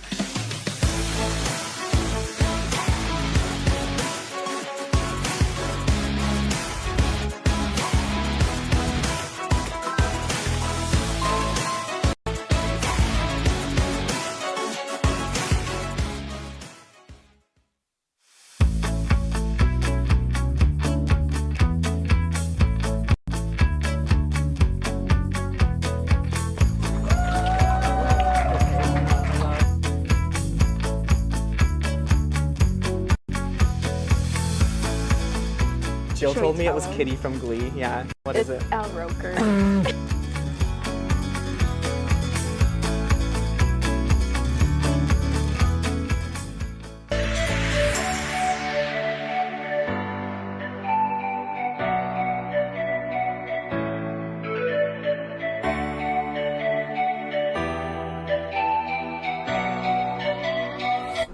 Welcome back from break, everyone. So, Nyla, we have a couple more questions to ask you just so we can get to know you personally.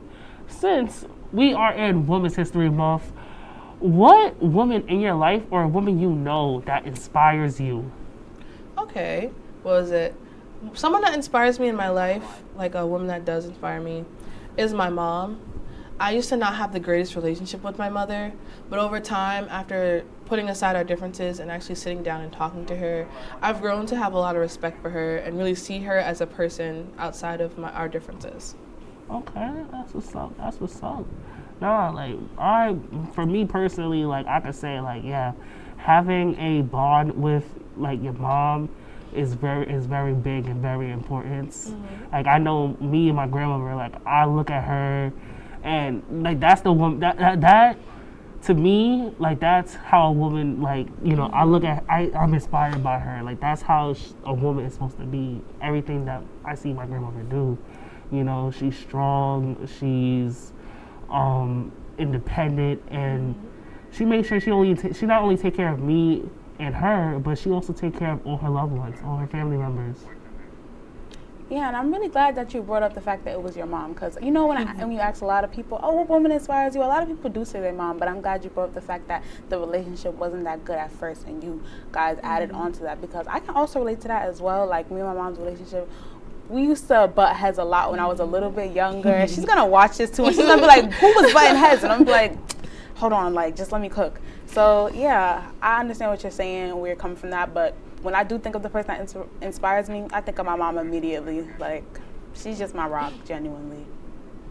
Yeah, I would say the second person would just genuinely be my grandmother. I've learned everything I've learned everything I know about cooking from my grandparents, especially my grandmothers. Unfortunately, my grandmother on my mother's side has passed away, but I've managed to retain some of those recipes. And my grandmother that's still alive today, I still call her daily.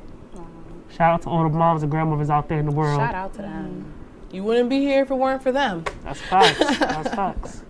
So what's been your favorite Women's Center program from this year?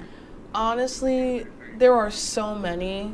It's really difficult to choose just one. I think, though, my favorite was the collab that we had this past Monday with LSU on breaking generational curses. I think the conversation was so enriching, and I just love the energy that both our DOPs and LSU's DOPs had. That's what's up. That's what's up. No, that is really what's up. You know, I was at that program. That was a really good program as well. Like, I gotta say, that was a very, not only informational program, but very interactive also. Mm-hmm. It is so difficult to choose because my DOPs come up with such great programs all the time. I was genuinely just, there's so many, and I love my DOPs so much. It was really difficult to choose one. And plus, the way they piggyback off each other, like in conversation, is so like, it's incredible to see. The chemistry is definitely there. Like, I gotta say, I love it. Kayla? No, seriously, when a new program comes up and I see a flyer on the Instagram, I'll be like, dang, how did they think of this? Like, this is so original. I like it. So, has being a part of the Women's Center helped you discover anything about yourself? Oh, yeah, definitely. As I was preparing for the takeover for SUNY Oswego, thank you guys for that, by the way. I was looking through, like, our office for some of the old, like, history of the club. It was just so interesting to kind of look back and go like, wow, I'm a part of this club's history. Like, I'm making an impact here. What I'm doing is making an impact. And just being in the club kind of challenged me in ways I honestly did not expect. Just kind of like really sinking back and kind of looking at where I am. It's just, yeah, I don't know how to describe it. Yeah. Can you go into a little bit more about the history of the club? Usually when I go into the bathrooms, and I really wanted to ask you about this, I see that thing on the tampons called the Women's Centered Act. What is that about? Like, how did that come about? So apparently a couple of years ago, the Women's Center went to Student Association, and they had worked together to put free menstrual products in the bathrooms for the students. Because I feel like the mission statement there as well was all women should have access to those kinds of supplies, no matter what, if they can afford it or not. So because of that collaboration with Student Association, all of the female bathrooms, and I think gender-neutral bathrooms as well, have menstrual products in them. And it's such a cool thing to see. It's like, wow, we did that. That's beautiful, actually, yeah. No, that's really good that y'all did that. I know, like, listen, first of all, safety first, always. You know what I'm saying? Safety is first. Second, I can say, like, something that SUNY Oswego is definitely good at is, protection awareness, letting students know on campus that you got to be protected 100% of the time. You know what I'm saying? Like, even in the men's bathroom, we got our own protective items in there where it's like, hey, you got to stay protective always, no matter what. A lot of the women's center's goals involve promoting sexual wellness. So oftentimes we will get condoms and lubricants and all that stuff. We will get offers to collab with Title IX and Sexperts, just kind of promoting that awareness.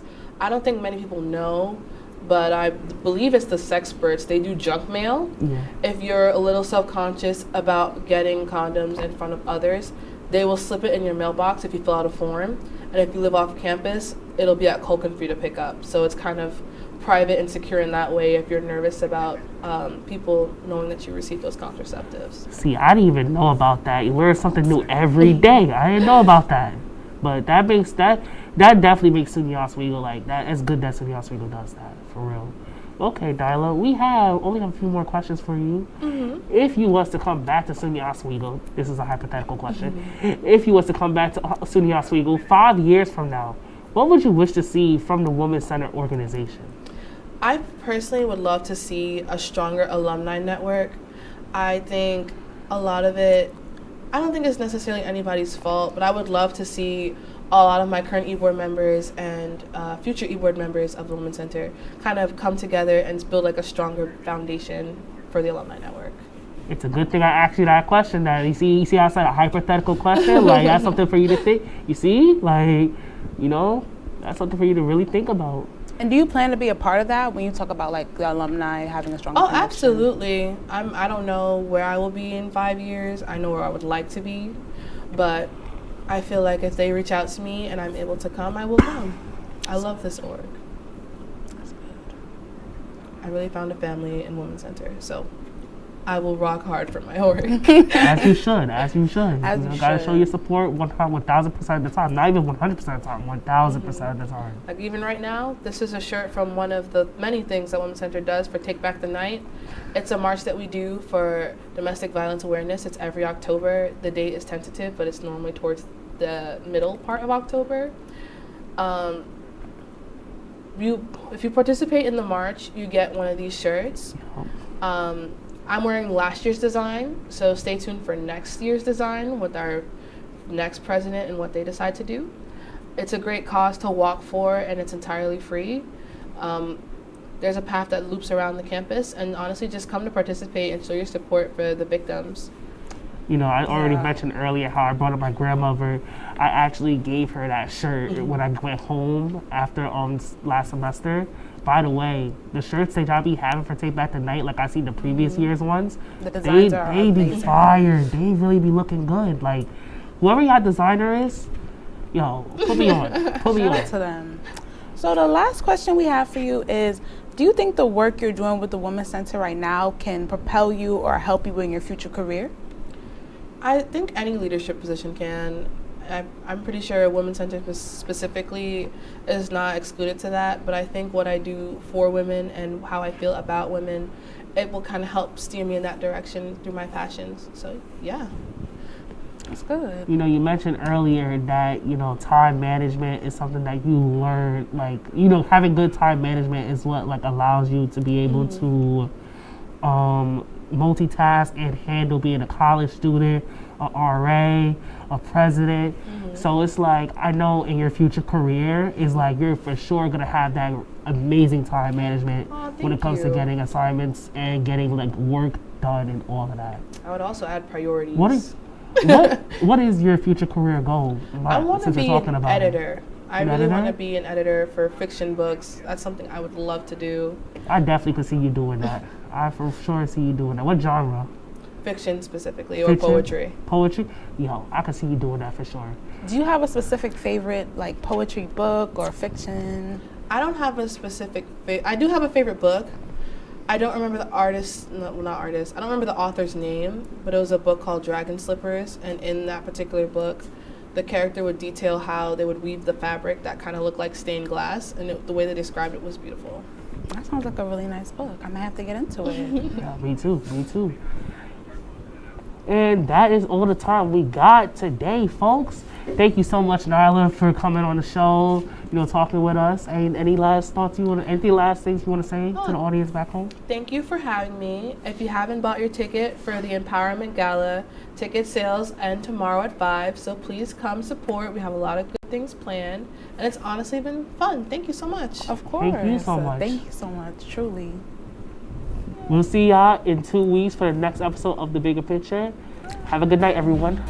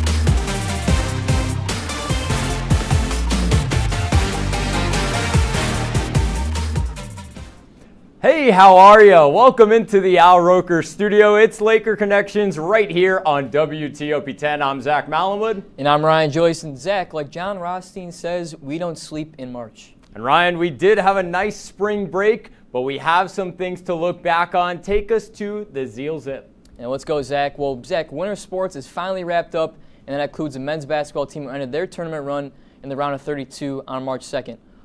All in this group of 6 seniors helped achieve the most successful run in Oswego history with 3 NCAA tournament berths, a Sweet 16, and an Elite 8 run, and only 17 total losses from 2019 to 2024.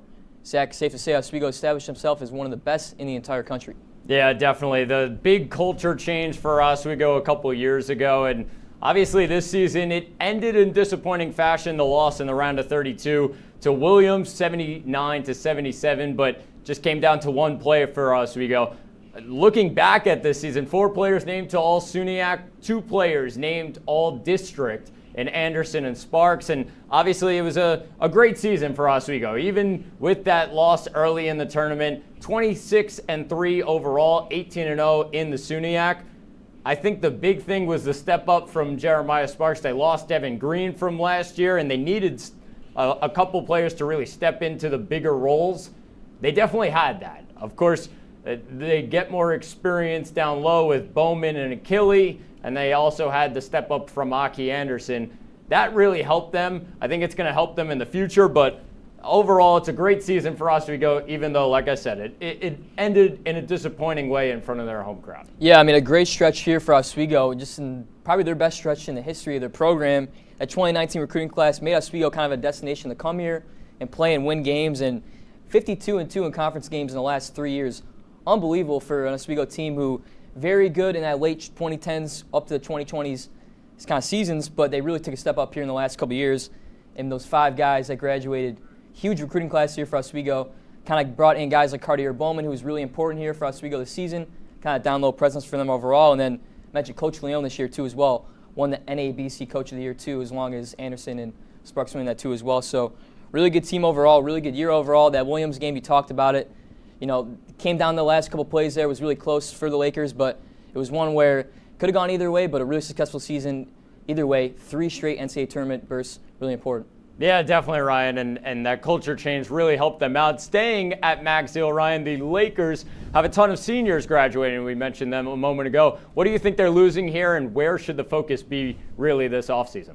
I mean, you lose a lot of scoring and a lot of guys in that rotation. I mean, looking at Jeremiah Sparks, Jamal Killy, Cartier Bowman, Caleb Cook, Julian Crittenden, really important pieces there in that rotation. Played a lot of minutes. Caleb Cook and Crittenden important off the bench in that last stretch of the seasons. But you return guys, Aki Anderson, second leading scorer here for Oswego, I think was their best player in that postseason run this season.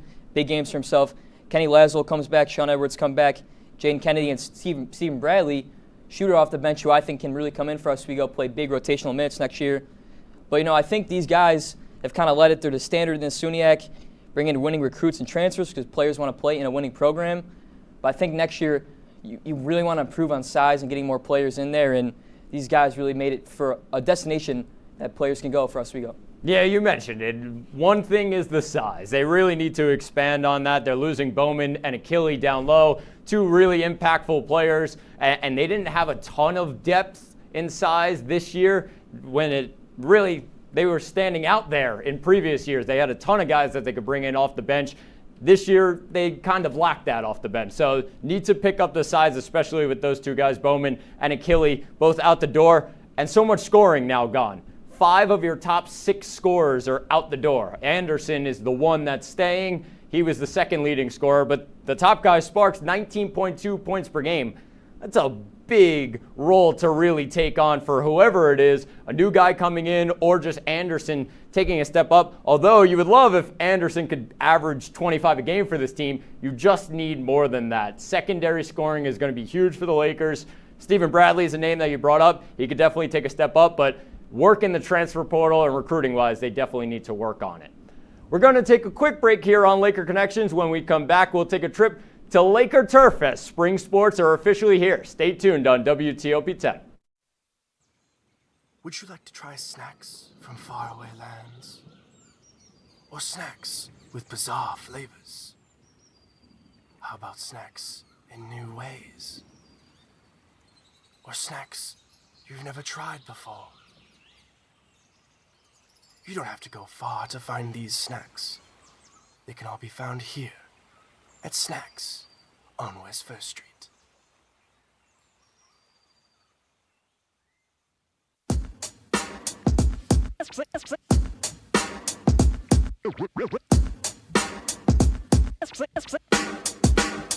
Yeah, we're walking around campus, and what do we see? All these clubs are looking. They're looking for me. There's hockey. There's improv. So much to see. So let's go try them out and see how they be. Come on and please watch. Our embarrassments free. Tune in to Amateurs on WTOP. Happy Friday, Lakers, and another beautiful day here in Oswego, New York. I'm DJ Dom Perone, and I'm happy that you're starting your weekend off right listening to WNYO 88.9 FM, the Laker Radio Network. I said, darling, can you see? There's no room for us. There's no room. Now our lives are changing. Promises keep slipping. And I always knew it wasn't you. It wasn't you. Now our lives are changing. Promises keep slipping. And I always knew it wasn't you. It wasn't you. Welcome back to Laker Connections, the main source for Oswego sports right here on WTOP-10. Well, Zach, games in the Max Zeal and Deb are over, so now we turn our attention to the games and teams playing over on the turf in the fields across the 104. Zach, let's start off with some lacrosse. Yeah, let's do it, Ryan. It's men's lacrosse where we start, coming off a very solid SUNYAC season 1 year ago. The Lakers were 5-2 in conference. However, they've lost their top scorer in Gavin Elston. The Lakers completely revamped their roster with 13 incoming freshmen. Even with the loss of Elston, the Lakers still have a ton of firepower, Ryan. Yeah, this year a really high-scoring team, outscoring teams by 15 so far this season, 69-54. A lot of guys coming back here for Oswego. Corey O'Connor, Liam Sexton, and then Garrett Elson, who's a younger brother, the freshman here for the Lakers. So far this season has 10 goals. Really good so far this season. They lose their main guy, Aiden Kenyon, last year, the guy in the net there for the Lakers. But Seamus Hand done a great job so far this year. Won a Defensive Player of the Week award in the SUNY, and 2 of the last 3 games has let up under 5 goals for his playing. So I think for Oswego, they have a really good team here so far. Andrew Daly, a guy his second year with the program, kind of vamping what he wants for his program to look like, a really high-scoring offense here for the team, and over 7 goals in all games this season. They're a team that can get it going scoring quickly, but I think defense will be a concern because they lose their first 3 and they win their last 3. So they're kind of off to a bad start, but then they have a really good start here going forward, so we'll see how it goes defensively. But scoring-wise won't be an issue here for the Lakers, and they want to make a run this season. A lot of seniors on the team, too. Yeah, definitely. You mentioned the loss of Elson from last year, 20-plus goals a season ago, but I mean, they really brought back a lot of returners. Like I said, they're going to really rely on that secondary scoring. You mentioned over 7 goals per game so far this season. That's big because of the returners, those experienced players really taking the reins. They'll have to do that and then really focus on the defensive side. That's huge for the Lakers. And off to a good start here, 3 in a row is huge here for the Lakers. The women's lacrosse team are an interesting team this year, Zach, in the SUNY, as they return many goal scorers from last year, such as Julia Quirk, Sela Wiley, and Isabella Lembo. The team finds himself at 4-3 in non-conference games so far this season, but have scored double-digit goals in 4 of their last 5 games. Zach, this team looks to be a scoring machine this season. Yeah, definitely. I mean, they brought back a majority of their scoring from last year in Wiley and Lembo. I think their focus really needs to be defensively, though, because that's the one thing that may hold this team just a little bit back. They're coming off a loss now to St. John Fisher, where defense was the problem. When it's not your day, where are you going to turn to? I think they need to rely on their defense to really step up for them. They did bring back a ton of returners. So that's big for this team, and that's huge for the confidence, the chemistry of this team. They'll keep that rolling. You know what you're going to get from your top scorers in Lembo and Wiley. It's just what will you do when it's not your day? I think the Lakers need to focus defensively this season. Yeah, I kind of think of them as a 4-headed monster as a team. They're a really high-scoring team. You mentioned defensively. That's kind of the key concern for them. Julia Quirk, Maddie Davis, Sela Wiley, and Bella Lembo, 72 of the 94 goals have been from them this season. So really high-scoring team, but from the 4 of those guys up there. So they're going to want to get some more playing time and more goals from those younger players on the team. 4-3 this season so far. They want to build. They were 7-2 in the conference last year. They want to build on top of that. Lost in the SUNY semifinal last year, the Geneseo. So they're a team that really wants to get it going here for the Lakers, and they're a good mix. They have a lot of old players, but they want to get the younger players in there too as well, and they have 7 freshmen coming in. Yeah, definitely, Ryan. On to the diamond now, where the Oswego State baseball team gets a complete roster turnover from a season ago. The Lakers brought in 17 freshmen this year, and with Coach Scott Landers still at the helm, there's a ton of development to be done here, Ryan. Yeah, a lot of new freshmen here coming in for the Lakers. I mean, look at the seniors lost last year too as well. Frank Levanti, huge part of the infield for the Lakers, and Kieran Finnegan, the ace there for Oswego last year. He went to UConn this year to play with former Oswego Laker Paul Tamaro. But they welcome in a lot of new guys, like you mentioned, and they want to regroup. Last year they were 33 and 13 in 2022, 16-2 in conference in 2022, and then last year were 11-9 in conference. So they want to get that step up, want to get back to where they were in 2022. 6 players batting over 300 this year. Trey McGowan, 458, only a sophomore, one of the young guys here in this team, but a lot of starting seniors and experience. And I think the key for this team is finding that ace, finding the guy they want to go to. I've mentioned they lose Kieran Finnegan. Sean Derdinger, Jake Sanders, Jonah Shearer, and Al Conrad are kind of the guys that are going to be in that rotation.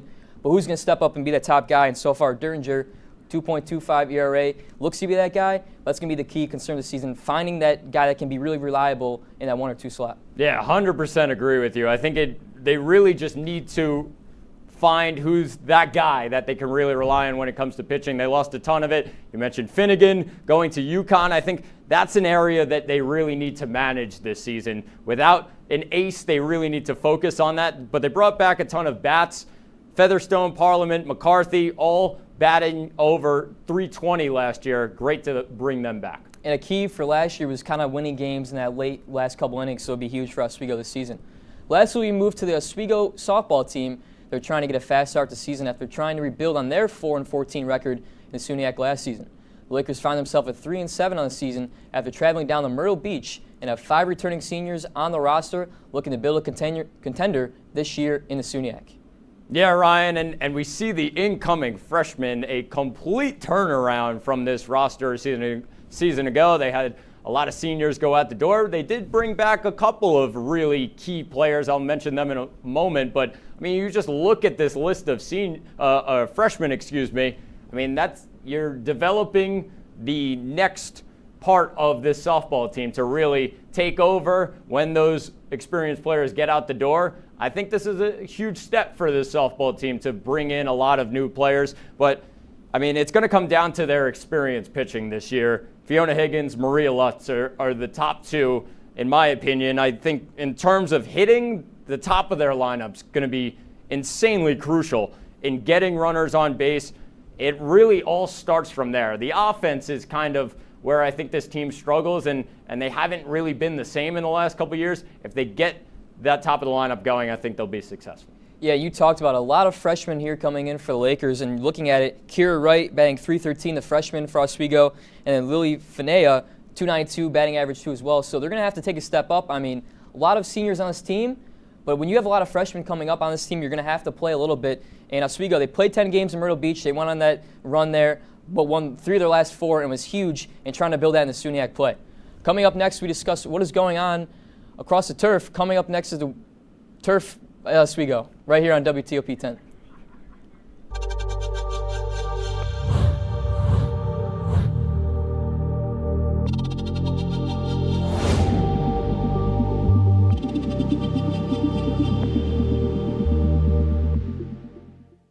Say, President Stanley, whenever there's bad weather, who would you turn to? I'd turn to Storm Team 10. No, but you've got to say it like this. Storm Team 10. Say it with me. Storm Team 10.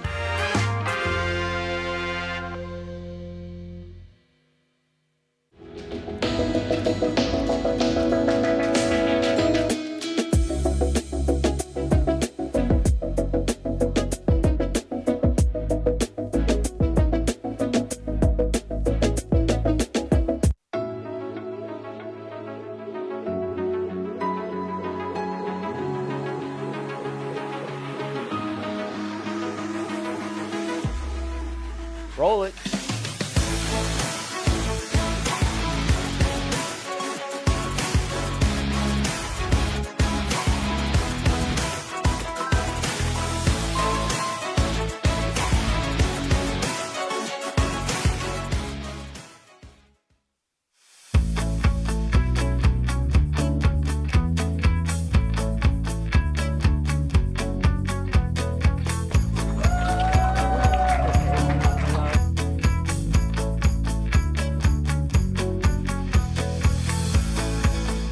Jill told me it was Kitty from Glee. Yeah, what is it? It's Al Roker.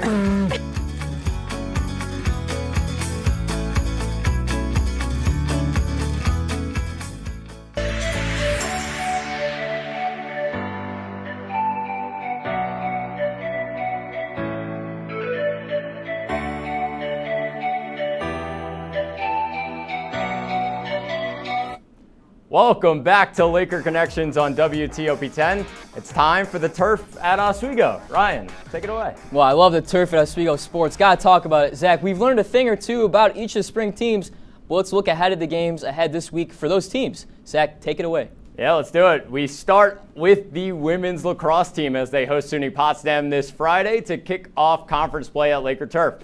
The Lakers come into this one having won 3 of their last 4, while also working on a 7-game win streak against the Bears. But you can't count out this Potsdam team, Ryan, who have been red hot to start this year. They've had a great start to the year here so far. Looking at the team comparisons, 2 teams, good winning records so far this season. And Oswego, you kind of look at it and you say last year you won the game 21-3. They're 7-0 against Potsdam in their last 7. But Lindsay Ledoux here for Potsdam, SUNY Player of the Week on March 18th. 15 points, 11 goals, and 4 assists in the weekend. They went 3-0 overall, too, as well. So really huge there for them. And I think for Oswego, Bella Lembo and Julia Quirk had 5 goals against each of them last season. And 5 of the Potsdam top 6 scorers are back this season. So leading scorers from both sides are back here. Should be a high-scoring game. Should be a little bit more competitive than we saw last season. And for Potsdam, they're a much-improved team. Got better at the midfielder position, which is what they were missing last year. So huge here game for the Lakers and Potsdam, kind of keep it going in the season. Yeah, I mean, Potsdam with 3 solid wins recently. Oswego coming off of a bad loss to St. John Fisher. I think the momentum could end up being on Potsdam's side coming into this one. I think the Lakers, their focus needs to be offensively. They're going up against a team you just saw just a moment ago, allows more shots than they take. Lakers need to take advantage of that, as Potsdam will probably look more towards the counterattack. I think get to that quick attack here for the Lakers is going to be a big thing here, Zach. Moving to the men's side, where the lacrosse team will play back-to-back days versus Brockport on Friday at 4 p.m. Oswego will look to keep their 3-game winning streak going and will try to beat Brockport after losing them last season. Zach, this is one Oswego wants to keep going forward for momentum. Yeah, definitely.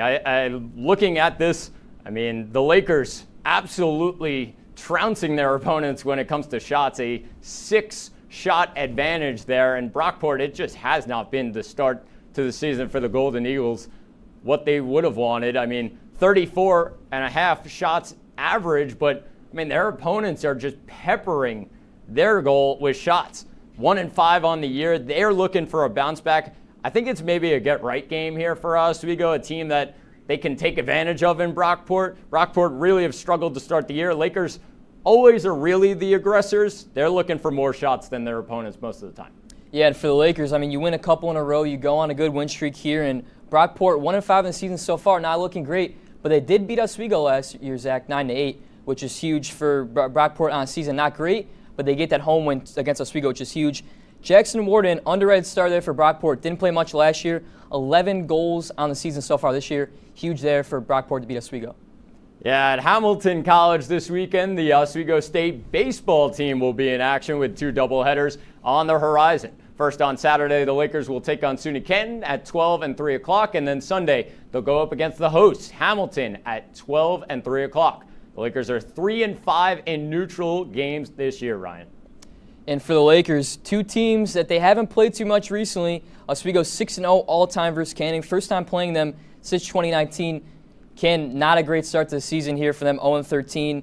Canton, 11 wins last year. But Oswego on the other side, 2-2 all-time versus Hamilton College. Played them last year in Hamilton, Florida, beat them 3-2. Owen Parmlett, Julian Drew, and Jake Levine RBI in that game. So an Oswego team, they played them last year. Pretty similar team here for Hamilton. Didn't really lose too many guys, but 2 teams they haven't seen very often. It's going to be huge here for Oswego. Want to get 2 wins. Not a great start on their trip down to Florida, so they want to get it going here and get some more wins going to SUNY play. Yeah, the one thing that stood out to me was Hamilton's batting average, .353. I mean, really, really strong. Something we talked about with the Lakers just a moment ago was losing that pitching from a season ago. They need to really lock in and handle those bats from Hamilton. But 2 teams who are over 6 in ERA, they should rely heavily on their bats here. The Lakers should. But that's all for the week ahead. When we come back, Ryan and myself will battle it out on this week's edition of Laker Showdown. This is Laker Connections on WTOP-10. Hey there, I'm Al Roker, class of 76. Yes, way back in 76. Back when the earth was cooling. You're watching WTOP.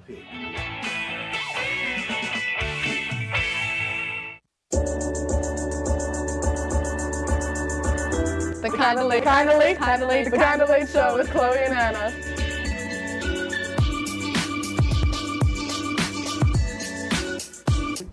Like licorice, Twizzlers, absolutely nasty. The thought of turkey is just nauseating. I think you're wrong, is what I think. You think I'm wrong a lot of time. I do think you're wrong a lot. When you look at the number of disasters in the U.S., chances are every area will deal with some kind of emergency in the next decade. And between school, sports, and social lives, chances are you won't be with your kids when it happens. Will they know what to do? Ready.gov/kids has the educational tools and information to make the conversation easy. When the time comes, chances are they'll feel prepared, not scared. So talk with your family today.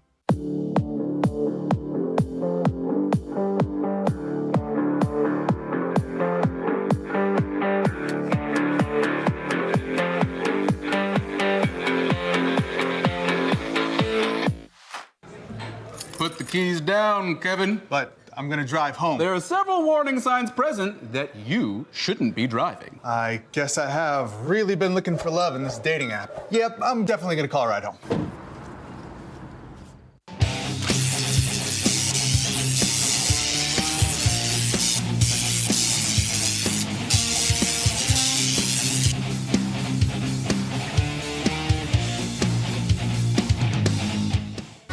And welcome back to Laker Connections. I'm your moderator, Matt Sharamita, and it's now time for everyone's favorite segment, Laker Showdown. For those of you who don't know the rules, that's pretty simple. Zach and Ryan, the two guys that know how to yap the most, they'll have about 30 seconds each to answer 3 questions that I ask.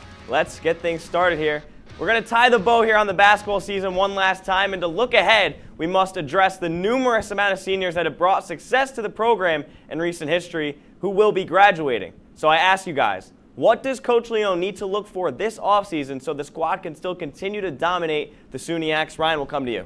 I think for Coach Leone, it's the shooting. I think for the Lakers, missing Devin Green this year was huge for the Lakers, and they brought some good guys in there. Caleb Cook's a good shooter. Julian Crittenden was a good shooter, but just building on top of that, you have Stephen Bradley coming in for the Lakers from a freshman to sophomore year, but you got to find that more shooting guard because you're going to lose Jeremiah Sparks. You're going to lose a couple guys that are really key on that 3 and D end for the Lakers. And we'll have to see here with the transfers what Coach Leone does. But I think shooting's going to be huge because in some of those games, if they hit some more three-point shots, probably would have made a longer run there in the NCAA tournament. I'm going with size. They're losing 2 big men in Jamal Achille and Cartier Bowman, who they really didn't have a ton of depth behind them this year anyways, so they needed to really expand on it. They brought in Elijah Hardison, going to continue to develop him. But this size, I mean, you looked at this team in most of those NCAA tournament games, they were clearly undersized. Weren't even close. Their tallest guy was 6'6" on the court. It was Bowman. Teams had 6'9", 6'10". I remember they went up against Babson. They had 5 guys over 6'8". You cannot win without a big guy. But I think adding more shooting, more consistent shooting, definitely around the perimeter is going to be huge for Aki Anderson next year. Going to distribute out to them. I don't know. I absolutely got to go with the size here. I mean, losing Bowman, that's big for him. And then you have Hardison, but they got to develop guys like Hardison around that team. I think you got to go size here. So, Zach, you're going to get the point. We're going to move on, though, to spring sports, officially on the startup, and some teams, they're off to a hot start. Some teams, they're not. But with conference play beginning soon, I ask you guys, which team has the best odds of making a deep push for the SUNYAC title? Zach, coming to you. Oh, we're going with the baseball team. I know they lost a lot, and they lost a lot of pitching, but I feel like because they brought so many bats back, I think they're going to be in a good, okay spot. I think if you can continue to bring up runs, I mean, it takes a lot of pressure off of your pitching, even if they're struggling there. I think, yes, they're going to have to work to find an ace. We brought that up before, but these bats, they're experienced. A lot of guys that bat over 320, I think they'll be in good shape. I don't know. I think I'm going to go with the 4-headed monster we were talking about with the Oswego State women's lacrosse team. Really huge so far this season, score a lot, and they made a run last year. They've been in those deep positions. Oswego, they bring in a lot of guys in there. You mentioned a lot of freshmen coming in. A couple transfers coming in too as well. They hadn't played in that winning situation in 2022. So on a Oswego team, they had success last year, made it to that SUNYAC semifinal. They have a lot of players. They can score a lot. If they get the defense locked down, they can definitely make a SUNYAC final run. And I think a lot of experience going to matter here huge for the Lakers. You need to score runs. You do need to score runs. You hope they do it this year. They haven't so far. I'm going with women's lax. They have not looked good this or preseason. It's got to be women's lax. It's 1-1. It's 1-1. We got a lot of games. All right. We can't talk about titles in March, not bring up the largest dance in college hoops, excluding the obvious seeds. I'm going to ask you guys, who has the best chance of cutting down the nets and bringing home a national title in this year's March Madness tournament? Ryan, coming to you. It's got to be Tennessee. Tennessee's my team. They are a grind team. They get players down defensively. Vescovi, Dalton Connect are really good players overall. I think Dalton Connect really up there for one of the player of the years too as well. I think he's due for a big tournament. And they have a really good defensive team, going to grind teams down, low-scoring games. If they get scoring and they can score a lot in this tournament, they've looked pretty good here against St. Peter's tonight, so we'll see. But I think they're a really good team and they can make a huge run for the tournament. No, it's Iowa State.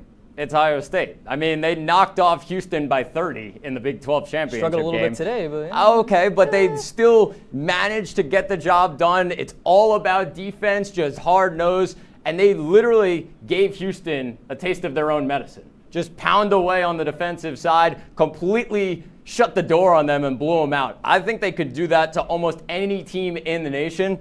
I'm locked in on Iowa State. I think we're excluding the 1 seeds in this situation. Iowa State, watch out for them. They go up against UConn in the Elite Eight. Not an easy matchup for the Huskies. I think that could be a struggle spot there. This team is so good defensively. And one guy, Taman Lipsey, remember the name. He's going to be a pro one day. I just think Tennessee's a better scoring team. We talk about defense. Tennessee's a better scoring team there, Matt. And I think that, a guy like Ziegler for Tennessee is going to have a huge tournament. I'm just going to throw it out there. It's my prediction. I think they're going to make a big run and they're going to win the whole thing. Is that why Tennessee put up like 40 in the SEC championship game?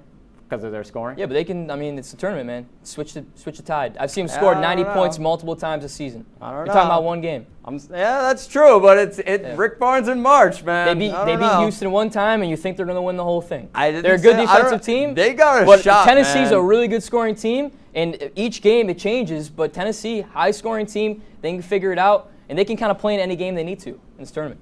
I don't know. Low-scoring game, Rick high-scoring Barnes game, in March, shut people down. I'm going to keep hanging on to it. It always ends up in disaster. Sorry, Tennessee fans, but Iowa State, they're on a run this year. They got like 5 guys that they really rely on and then 4 guys on the bench that they come in.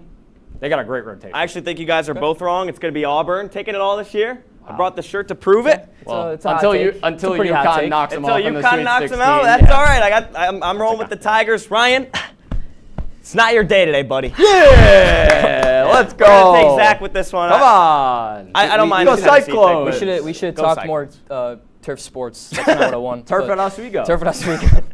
Oh, man. I would have won that one, but we got some good sports this weekend. Yeah. Obviously, some home games for the team, so should be a good weekend for them. Games move from Saturday to Friday tomorrow, so 1 o'clock game, 4 o'clock game, so 2 big lacrosse games here. Yeah, definitely. So tune in for those, definitely. Yeah. But that'll do it for this episode of Laker Connections. It's March Madness, everyone. Thanks for tuning in and have a good night.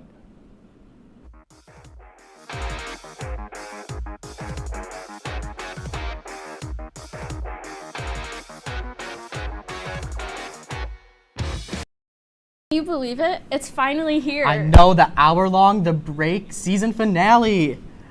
Let's go! Woo!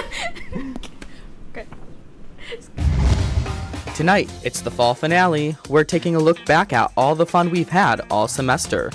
And Justin Dickerson is here to tell us all about Sophie, and he's showing off his cooking skills.